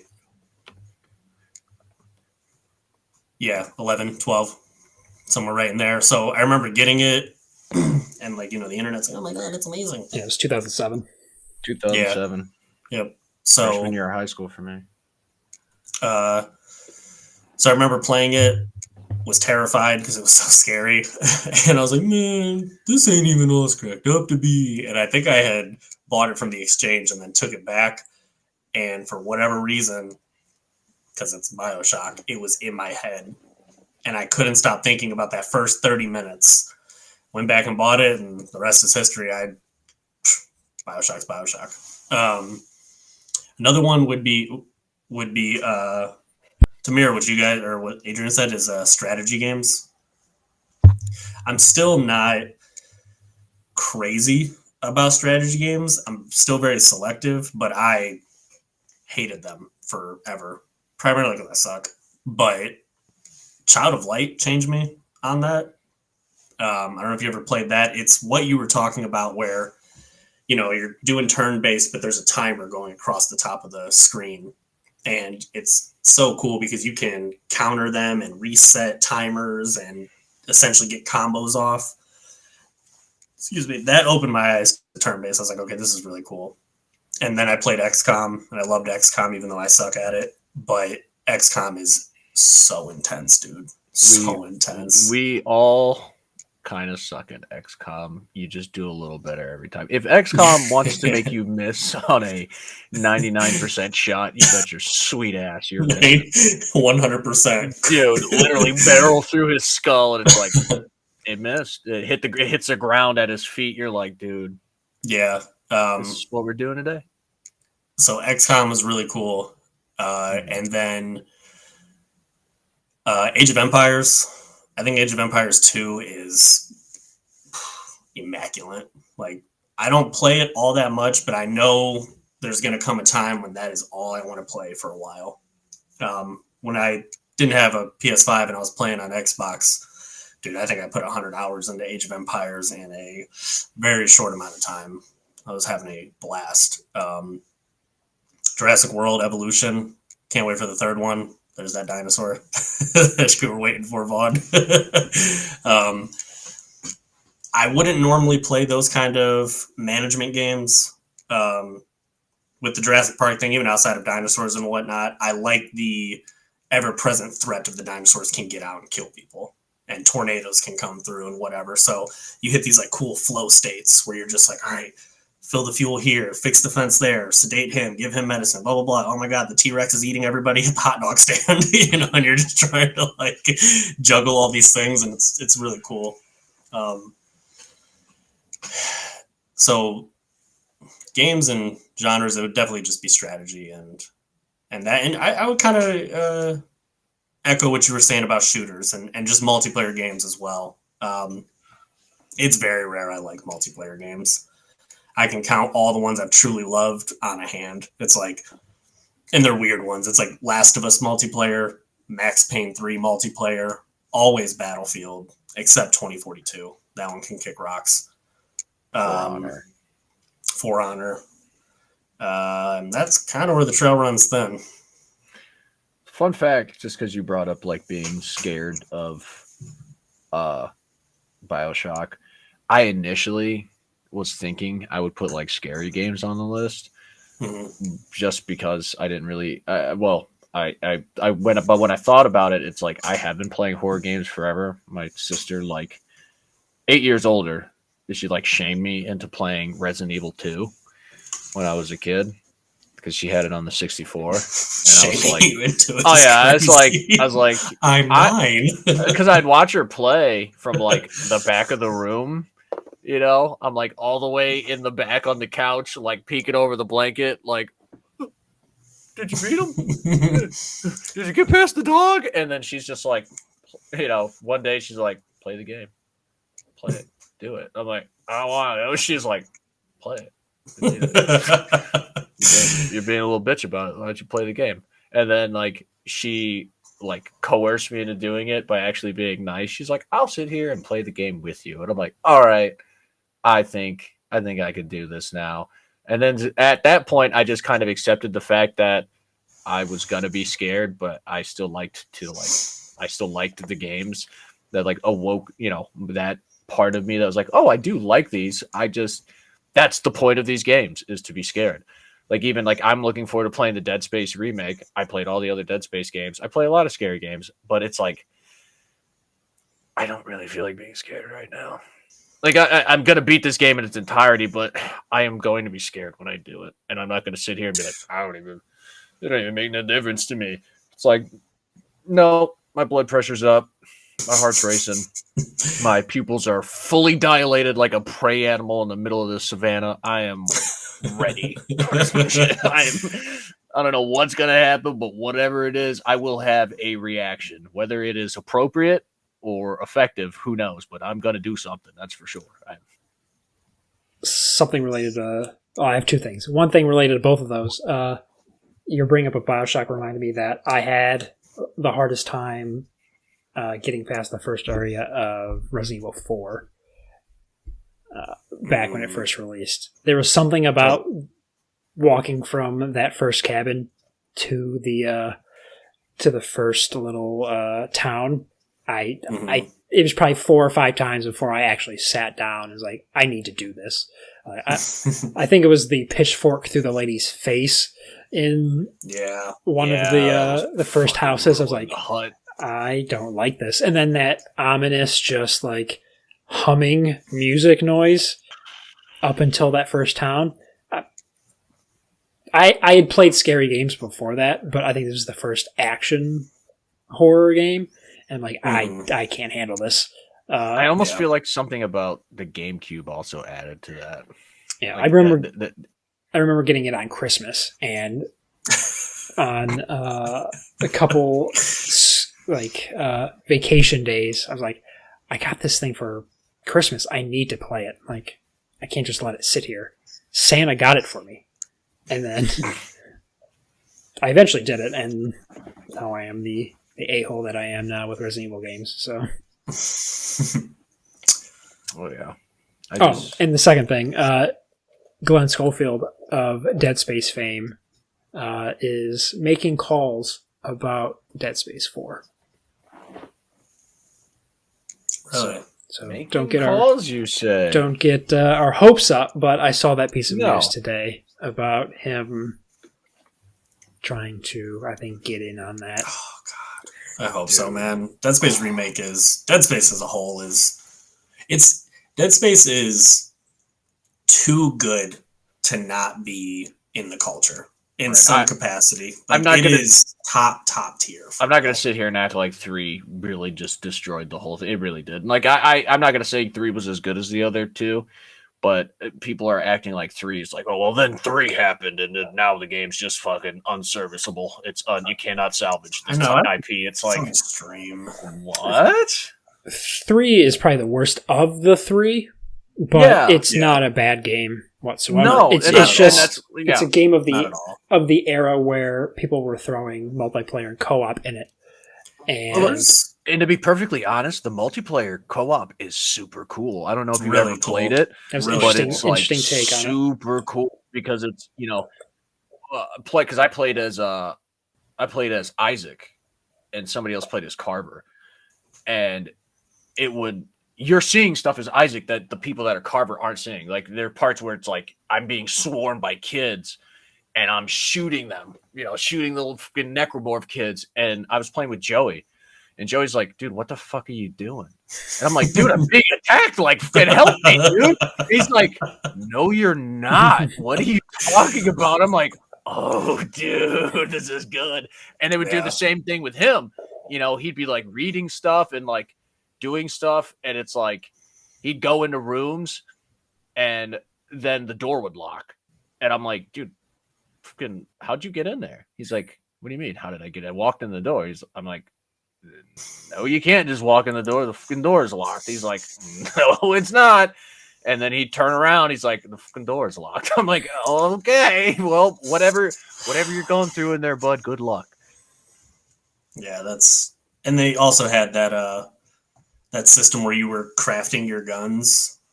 That was really cool. That was really cool. You could just make broken stuff, and I was fine with it because like that's what I would do if I was being swarmed by the worst case scenario. In most horror scenarios, that's probably like the worst one. It's like, you bet your ass I would make some crazy super gun that looks like what a little kid would make out of Legos. It's like, so here's the machine gun, and then here's the force field generator, and here's the grenade launcher, and on the side here it shoots missiles. It's like, I will put everything on this gun I can fit because I am scared. I mean, it sucks because they're not redoing 2, so they're not going to redo 3. I do think that 3, if redone, and you just tweak the tone a little more, like the core of what's there is scary, dude. Like, the game opens up and like the marker is going off in the city and everybody's going nuts and the cult, let everything loose. Seeing it happen is scary. Like, conceptually it's scary. It's just, it's immediately followed up by like bad third person cover shooting. So you're like, and it takes you out a little bit. But if you were to just kind of rework that and just bring that horror tone in even more, I don't know. Would you keep Dead Space 3 is? Would you keep the ending, or would you tweak the ending? Is that where the moon thing comes? The moon is a marker. Dude, you gotta leave that. That's just. I'm not. I think you're fighting the moon essentially at the end. Yeah. That's so scary. That's what I'm saying. One of the brethren moons get attracted to, the convergence event, and so cool. Yeah, turns out that you, in your attempts to get back to Earth, the brethren moons followed you essentially and got there before you, and so you are fighting a moon-sized necromorph, for lack of a better description. Yeah, I love. I know that. Yeah, I know in the DLC they made it so like, because the end of 3 without the DLC kind of made it seem like Isaac died. That if they would have left it there, I probably would have vastly different opinions on the subject. The idea that you would go through all that to just die really is kind of like completely pointlessly. It's like, why did I do all this? There wasn't any greater themes or messaging or like hope. It's like, you did all this, survived all this, you sent out a beacon, and then you died. That's it. I need to be with Nicole again. Rachel. Nicole, the marker. Rachel. The first one is so good. Finding out she was dead in the first one was like, when we were talking about the like the stoic, the moment from Dead Space 2, that's like the first most impactful moment for me. But that Nicole dying scene, like us finding out Nicole was gone, was like, and then obviously if you find out the chapters all spell it out. Right. And it's that's crazy.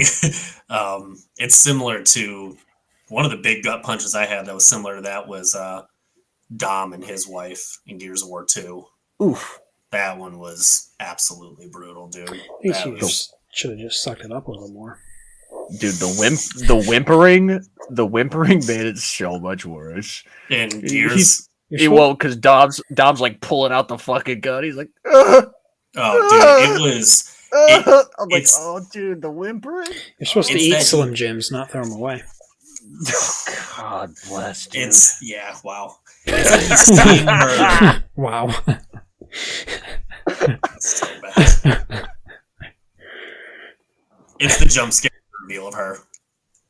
Like, she looks horrifying. Yeah, Same thing with is it Ty? Is that the big dude? Yeah, Ty Mohawk blowing his head off. When he walks out and just his eyes are just like, yikes. Brother, and he wasn't even missing for very long. Just like No, his voice in trying to like figure out what to do and calling out, like, super sad. Yeah. Gears trilogy, the first 3, 10 out of 10 in my opinion. We all good on this topic? I'm good. Everybody's good? Cool. All right, this is Adrian's question. It's a good question. Do you think we'll see any more rock stars of the AAA gaming emerge? Something like Kojima, Miyazaki, Carmack. Does the current industry allow for individuals to set themselves apart at that level, or are they products of an era with less oversight? That's my question, so I guess I will kick it. Yeah, go for it. I do not believe, I 100% believe they are a product of an industry with less oversight. I do not believe we will see rock stars, of that, essentially big personalities. The basis for this question was the discussion of like, there are no longer any movie stars. There's only actors. You can't, you see using The Rock, he's like the closest equivalent to like a movie star in this day and age. He's all of his recent movies have failed. He cannot put asses in seats, which is like the concept of a movie star, a rock star. If you say their name, their people will show up. If you say Miyazaki, you say Kojima, Romero, Carmack, anything like that, people are going to come and they'll buy the game regardless. They'll be buying the game. I don't think we're going to be able to see that. I think gaming is I think we are in a turning point. I think it has been much more formulaic.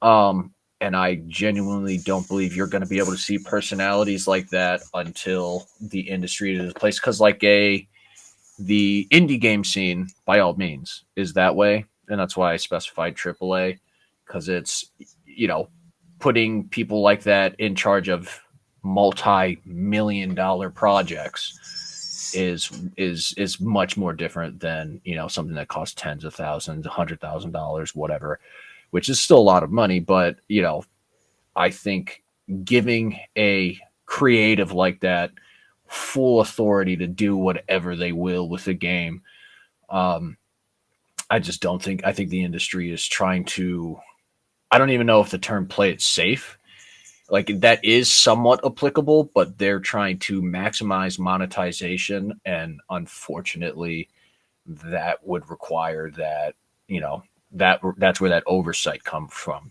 You're getting your game analyzed by sometimes like genuine psychiatrists. And it's like, we need to make the most addictive, accessible thing that we can, so we can maximize revenue. So it's not about the art. It's not about the love of seeing a unique world be brought to life and accepting, essentially anticipating people showing up for that thing. I think it's just way too much oversight. Anybody that comes out with an idea that doesn't fit at least this, 5 out of the out of the 7 things on the checklist that they hand them, it's like, well, if it doesn't fit this, it's not happening. You know, you got to go somewhere else for that thing. That's why you see a lot of these guys opening their own studios.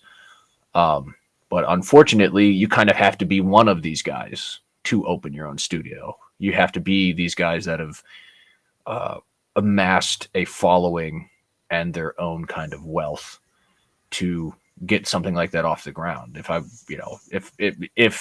If those guys had been in the industry as it is now when they started, I think there's a high likelihood a lot of these legends in the development scene would have never reached the status that they've achieved now. So yeah, I think we will eventually. I don't think now is the time. I genuinely think the gaming industry is going to have to stagnate to a point where something new needs to happen. You know, where it's like the money dries up enough where it's like, okay, we got to start letting people cook a little more because people are not really caring about what's happening. You know, when games as a service runs its course for the most part, it's like, okay, we can't squeeze any more money out of them. We need to do something new. And I think that'll give new people on the scene a chance to really show their stuff. Okay. I agree. I don't want to say I disagree. I agree, but I would add that I think of, Miyazaki or Kojima or, the people you named being these auteurs, these people that you know them by name, Ken Levine, whatever. I think you have right now Sam Lake is possibly one of those people coming up. With Battlefield now, Vincent Pella, his name is being talked about way more than it ever has because he's the dude behind Medal of Honor, Call of Duty, Apex. His resume's built up to where now he's kind of becoming a mainstream name, and then he brought Battlefield back. I think there's a level of these kind of people, because I agree with you in the sense of the industry is absolutely trying to play it safe, for sure. No way around that. I think these kind of people, like a Kojima, let's just say, or Ken Levine, are just exceptional people that will always break through.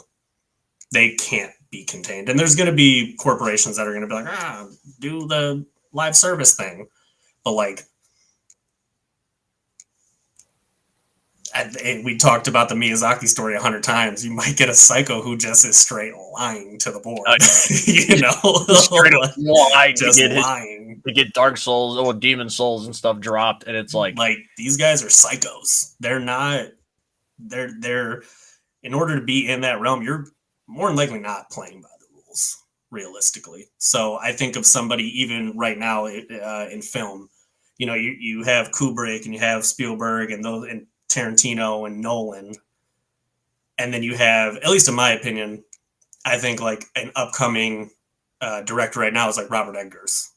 That guy is redefining horror and kind of period pieces in a sense, to where you have people copying The Witch. Like The Witch pretty much changed horror for the last 10 years, effectively. There's almost like a certain level of that, or someone like Kendrick. It's like sometimes your energy just will take the culture over. Like you are just something unique, truly, like Kojima or whatever. But yeah, overall, I don't know if things are too much different now than they ever were, because those are, we're only naming 5 names. It's there's plenty of names. I just use those. Yeah, yeah, for sure. It's just to go to the point that exceptional people are exceptional because they are not like the vast majority. Someone like Carmack, like you said, right? These savant people, right? And I want to hear what Vaughn says, but I feel like where I do feel you're right. Like a resume is a resume. A proven track record of success is one thing, but it's like, I don't know. Yeah. It's hard for me to put somebody in that realm. For example, like it's like he brought Battlefield 6 back. It's like the Battlefield isn't his idea. No. And I'm not sure. I guess I would have to really sit down and hash out a metric. But when I think rock stars and stuff like that, I think people that go out there and do something that is very uniquely them. And it's like, yes, you can. The way I look at Battlefield is more so a course correction than a unique idea that really puts his specific stamp of like, oh, I know what kind of game this is. Yeah, no, I agree with you fully, for sure. It is a course correction. For what it's worth, it at least in my opinion, it feels like Call of Duty 4 and old Medal of Honor. Like, it has that. You can feel his presence for sure, and when I'm saying more of him being a rock star, it's more so, dude, Medal of Honor was huge when it came out, redefined shooters. Call of Duty, when it first came out, redefined. Call of Duty 4, then he does Apex, then he does Titanfall. It's like, that's, even though some of those are more successful than others, that is that's still an incredibly impressive resume. Extremely, say, because then you take it to like Ken Levine. Ken Levine's got like 3 games, but the resonance of those are crazy. So it's just different types of rock star, Yeah, no, and yeah. So I guess we have Vaughn. I'd agree with both of you, both in the financial aspect and the personality aspect, where the fastest route to making money is just the same formula over and over again. And then there are people with personalities that are just going to stand above other people, and they're leaders and others are followers. So people are going to listen to their voice. I'm going to go at it on a more psychological level, in the sense of, before that, I agree with the indie part too, but mainly because indie groups are so much smaller that it's easier for someone to be singled out, and especially the programmer is usually the one, because you'll have 1 or 2 people on a team and they're doing all the work, so they're talking to everybody. They're the ones posting on Twitter and they're like, oh, you're the guy. Personal. Yeah, you're the guy. But psychologically, I think we're out of the era of mascots. And I don't want to say Kojima or Carmack or any of those are mascots, but at their peak, they were mascots selling these games to people. Like they were working, they were directing, but they were mascots. It's like a player on a team, like a football player that's like doing Subway commercials. It's like, oh my god, that's the guy. Yeah. And nowadays we don't need that anymore. We don't need the Kevin Butlers to sell hardware. They just put it out there in a video. And I think because we're out of that era, it's kind of degraded into groups or studios. Like, you hear less Miyazaki and more From Software. You hear, and that's you hear less Carmack if he was still at where he was at. Yeah, he's not. He was an example of obviously a prior, but at the time he was nigh untouchable. Yeah, you hear more id Software and stuff like that. So you're hearing more these groups doing games than one singular person on stage talking about it. Right. And then to add to that, we don't have E3 anymore, so no one's associating a game with a human being on stage, because usually someone walks out and like, this is my game.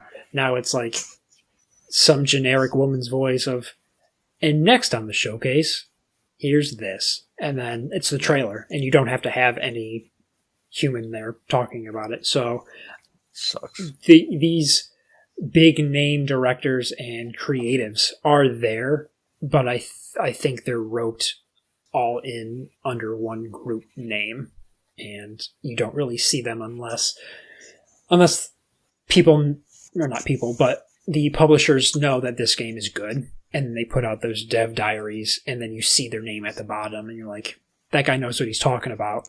And even then, it's such a small percentage of the gaming community that even latches onto that it's just, oh, this company's making this game. I'm super excited for it. And then you don't really hear about it unless this person talks shit about it on Twitter, and then everyone's ganging up on them. Like, that's really the only time you see someone's specific name blowing up.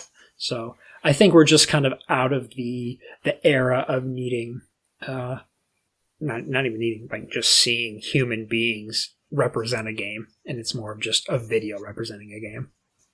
No, and I actually like, that kind of makes me feel a little bit better, to be honest, like just kind of thinking about it in general, because I didn't really think about that, because when I thought about that idea, just because when I thought about it, it was like, yeah, your studio, you're hearing about the studio.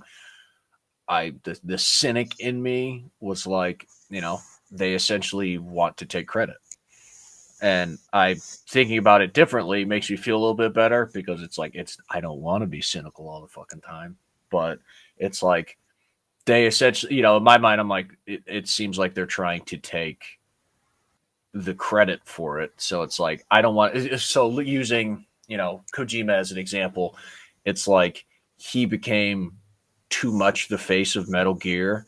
So they were no longer, they weren't able, they couldn't separate him from Metal Gear. And when they did, they kept the IP, the title, but they could no longer sell it because of that. So it's like, for me, it felt like studios were insulating themselves against that kind of thing. So it's like, hey, we always say it came from id Studio. So if we have to fire the person that's behind the game, the actual guy with the ideas, if we have to fire him, we never said it was him. It was always id Software, never, a specific name. So if that guy leaves or gets fired, we don't lose face. People don't go like how they did with Kojima. They're like, oh, Kojima's not affiliated with Metal Gear.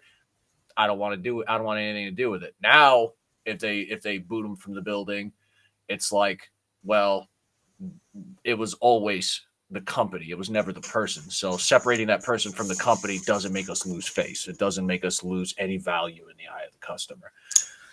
Yes. But what you're saying is a far less cynical take on it, which I prefer to implement at least some of that, whether I am deluding myself, who knows, but you just can't, you can't just hold all this mistrust in your heart forever.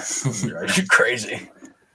That's a good point, because while you were saying that, I immediately thought of Rocksteady and them getting rid of, they didn't make a big deal about that. Not many people know that, they got rid of all those had people left, and it's like you immediately see it within the product. So it's like, now we can just can Rocksteady. It's like, okay, well, yep, they can do whatever they want. It circles back to economics, of course, but my mind immediately goes to just the psychology of it and where we're at in terms of visually seeing things. Like I said, E3 isn't a thing anymore, so you don't see human beings; you just see video. Right. So yeah, that is very interesting, because I think you're 100% right. Because the people that do get out there and are the face of their game do really stand out. Yeah. Like Sean Murray for Hello Games. It's like, that dude makes you want to love No Man's Sky even more. Even if you don't play it, you're just like, you know what, dude? You're right. This guy loves his game, man. I'm willing to give this guy some credit. And there's a duality to all of this as well. Mm-hmm. So, just like you pointed out, like I pointed out, Kojima or someone, of that nature leaving their studio, that completely kind of shot them in the foot. That shot Konami in the foot by doing that. But, in the same boat, it was profitable for Rocksteady to not have to say anything about everybody getting canned, because they were still able to push, a decent amount of units of that game. It didn't have any staying power, but if somebody found out most of the creative team behind all of Rocksteady's previous projects were gone, that gives them that, that gives them that ability to do that. So it's got, but also there's situations where it's like, I don't want an entire studio, because there's tons of people at a studio. I don't want an entire studio's worth to be an individual, because it's like Vaughn said, they could very much be a mascot. Like, even when we're saying like the Carmacks and stuff of the world, it's like, Romero's of the world. There's those teams back in the day, and obviously there's plenty of talented people, and there's a multitude of factors. One of them, I'll be honest, is probably like a nostalgia factor. Those studios were stacked full of talent though back in the day. It's like you couldn't throw a rock without fun. I mean, because a lot, and the reason I say that, I think there's some truth to it, is because a lot of those people are still in the industry. It's like you couldn't throw a rock at a studio in the 90s and early 2000s without hitting at least 5 what we consider legends of the industry now. Straight up legends. And it's like Romero and Carmack and all them, they got all the eyes on them, but there were some people in there, like even like Metal Gear. It's like which we all appreciate the music of games and stuff. It's like, the composers in that, it's like, I'm sure a lot of them probably are still contracted under Konami, and it's like those people aren't any less talented because Kojima left, but their work's going to be overlooked. Like, say they release a new game and their artistic talents are on full display.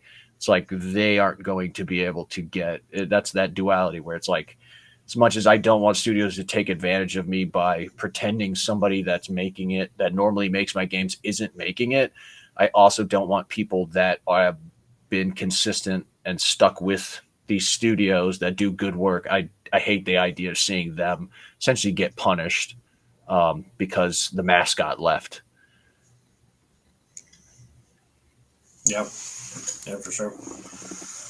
One last thing I'll add about that. I think we're also in a dangerous era where companies might not want that figurehead out there in case a game is bad or something goes wrong, because it's easy to throw death threats through Twitter. It's easy to do that type of crazy stuff. Whole different environment. Yeah. The fact Neil Druckmann and Naughty Dog get so much hate, and he's telling some of the actors, like, don't go online, is proof enough to be like, maybe we don't want these mascots out there. Maybe we kind of just want to be behind the scenes making this game, and you view us as Naughty Dog. That way you can't single any one of us out easily.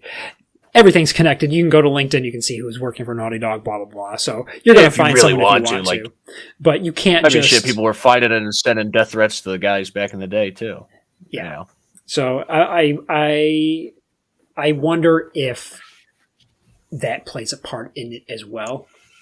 But I think it's just more like money, of course. And it's just easier to put a video out. So there's no need for figureheads.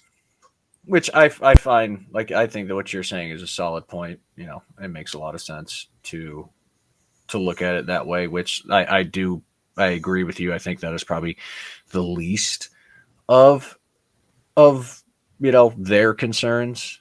I do find it interesting, though, if that is part of it, that studios kind of care more about that than it seems people are, in terms of like the actors themselves, because you see a lot of people saying a lot of dumb shit.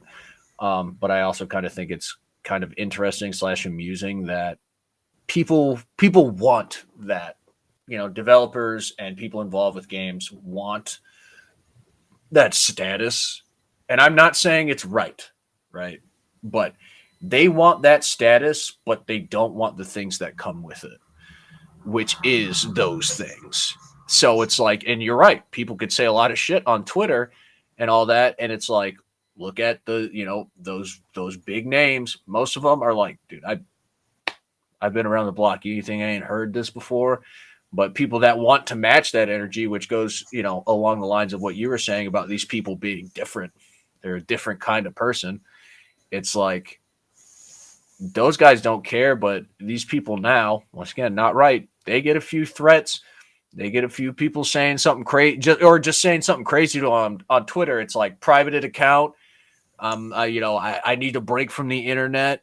I need to get out of here. It's like, yeah, it ain't right that they said it to you, but you don't get to wear those big old shoes without taking some of that big old heat, man. It just is. It is a different breed of person for sure. So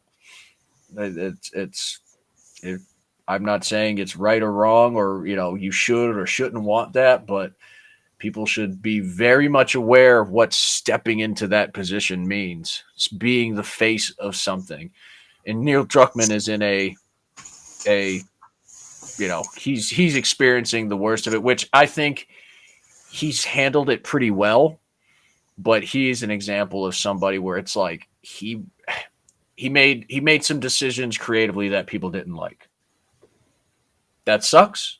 But for the most part, Neil Druckmann has kept his, he's kept it business, and it's like, and people still shitting on him for it, where it's like, I could get it if he was out there poking the bear.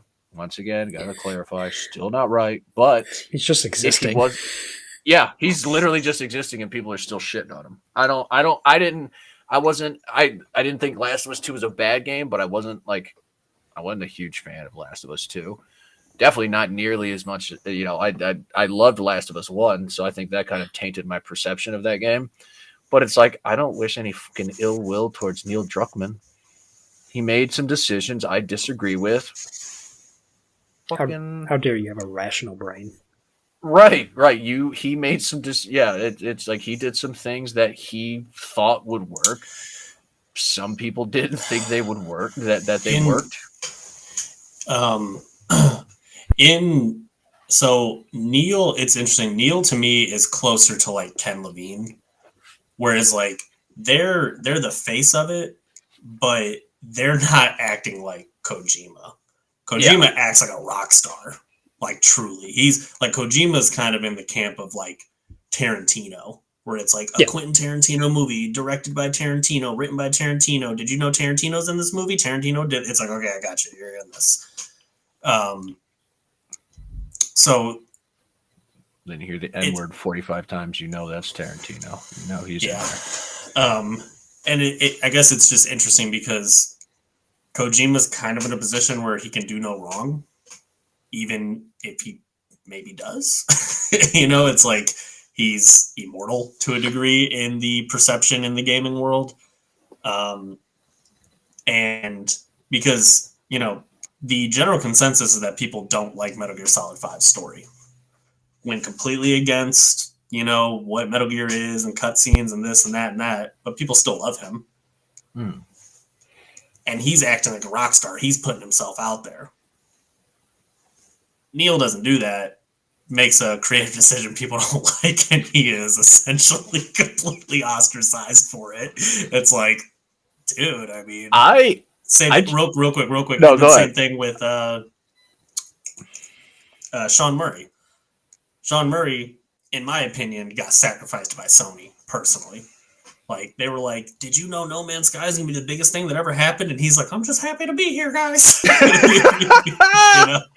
And that went how it went. And now this dude has dedicated his entire life to a redemption arc and has become that thing, in a sense. So I guess there is just different, same thing with Miyazaki. It's interesting because we associate Miyazaki, but like you were saying, Vaughn, it's turned more into a FromSoft thing now. Mm-hmm. So I guess there are just different...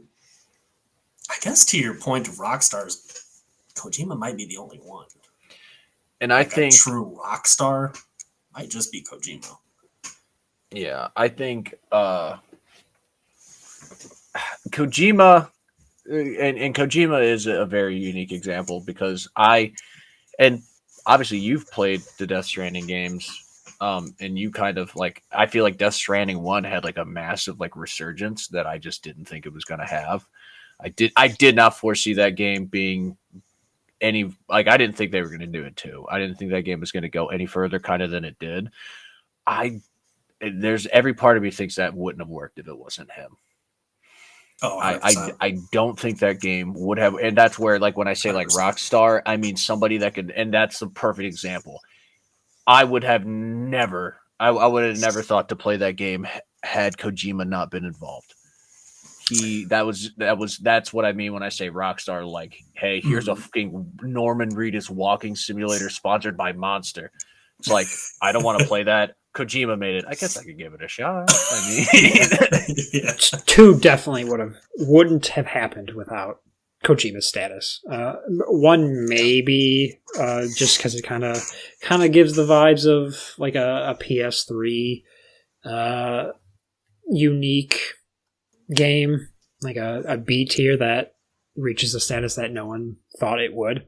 But yeah, I would agree in that 2 is Kojima flexing, being like, the first one did well. Here's another one. right? Yeah. With Sony's check behind it because it made money. So 2 is him being like, "Can you believe they let me do another?" you want to Right, see Rockstar? Here's an electric guitar for the main villain. Right. Yeah, Kojima's definitely in a unique position. Then, and going back to Ken's also in a unique position. This dude's been developing a game for 35 years, and 2K is just completely okay with it. Like, they're just like, yeah, do your thing, because they know whenever Judas comes out, it's going to change everything, in my opinion. I was listening to that dude's interview. If he pulls off what he's saying he's going to pull off, game changer. So it's like, that's an interesting relationship. That'd be a whole nother conversation, just when the money men, the corporation, actually trust the creative and they have a good relationship. That's very rare. That's ideal. And that's Yeah. the thing that sucks about even having this conversation. This kind of goes back to me being so cynical. I wish there didn't have to be such a massive distinction. Yeah. Like, by all means, I think there should be some kind of distinction because exceptional people deserve recognition outside of just being affiliated with the studio. But in an ideal world, it wouldn't really matter because, like, the idea of, like, say in this fantasy world that sorry, my head Kojima, and I hate to keep jumping back to him, but like, say Kojima stayed with Konami, like, say their relationship never soured. It would be awesome if Kojima could go do his own thing while Konami continued to make good games.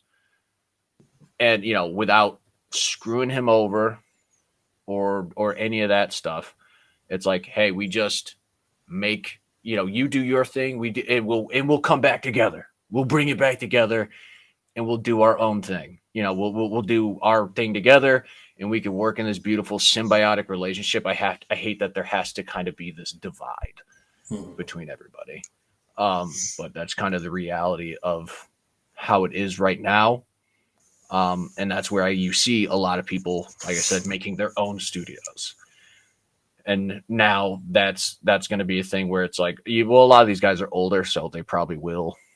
The studio will endure after their passing is the best thing you could hope for. But it would be nice where we didn't have to, you know, essentially take risks to say, hey, I made this. Hey, I made this thing. And it's like, okay, well, if it goes wrong, we're throwing you under the bus. Or, you know, if it goes right, you know, we're going to prop you up and essentially force you to smile and wave to the camera till your fucking dying day. But yeah, that's a dark reality, man.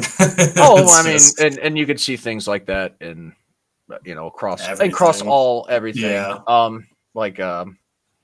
You know, looking at like Dragon Ball Z or Dragon Ball, I should say, and creator Dragon Ball, stuff like that, where it's like, you know, they kind of kept him until his dying day because they, you know, GT fucked up his legacy so much. He was like, I invested my entire life in this. I can't let this go. And so he like came back like a beaten animal. He's like, okay, all right.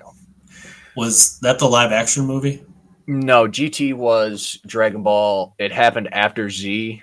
It was animated, and it was so poorly received that he straight up came out of retirement. He wanted to retire after Dragon Ball Z. Like Dragon Ball Super and all this was his redemption arc, because essentially the thing that he had dedicated his life to cultivating was tainted by that. Was that created by somebody else, not him? Correct. That was So I want to say Toei. So essentially what happened is he made everything, but he didn't own the rights to it. The studio did. So when he retired, he was like, can you please like not do Dragon Ball anymore? This is where I want it to end. And they said no. So he, sauntered off into the sunset, hoping that his life's work would kind of maintain on a stable trajectory, and it fucking didn't. They brought in a bunch of people that thought they knew what they were doing. They didn't know what they were doing. People didn't like it. And then like it's looked back on more fondly now, but that's because it wasn't our baby that we dedicated our whole existence to. At the time, like I said, his life's work would have been forever went out, not as the legend that it was. It would have kind of went out like with a wet fart. So he's like, we're not doing that. I'm coming out of retirement. You're going to give me full creative liberties with this property and let me fix it. And then that was Dragon Ball Super, the whole Super saga. And now if you fuck with it after he died, A, there's nothing he can do about it, but B, it's like, now you do look like the asshole. You do look like the bad guy. If he came out of retirement to unscrew your screw up, and then you screw it up again after he died, it's like, gonna make this dude resurrect. Yeah, he'll be spinning in his damn grave like a dreidel, dude. He's coming right back. You don't need the Dragon Balls to bring him back then. He'll just come back. Yeah. Oh, dude, he'll just come like the Undertaker does. Just burst out of Shenron's stomach.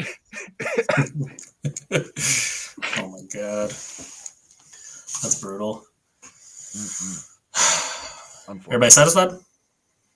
Yeah. This is a great episode. You did it. Yeah. Yeah, this is a really good one. We did it. We were talking about once a week getting together, playing some games. So yeah, be looking forward to that. That's going to be awesome. We can wrap it up there. Cool. I'm Brandyn. Adrian. Vaughn. We're going to bring up the... All right, guys. Have a good night. Yep. Bye.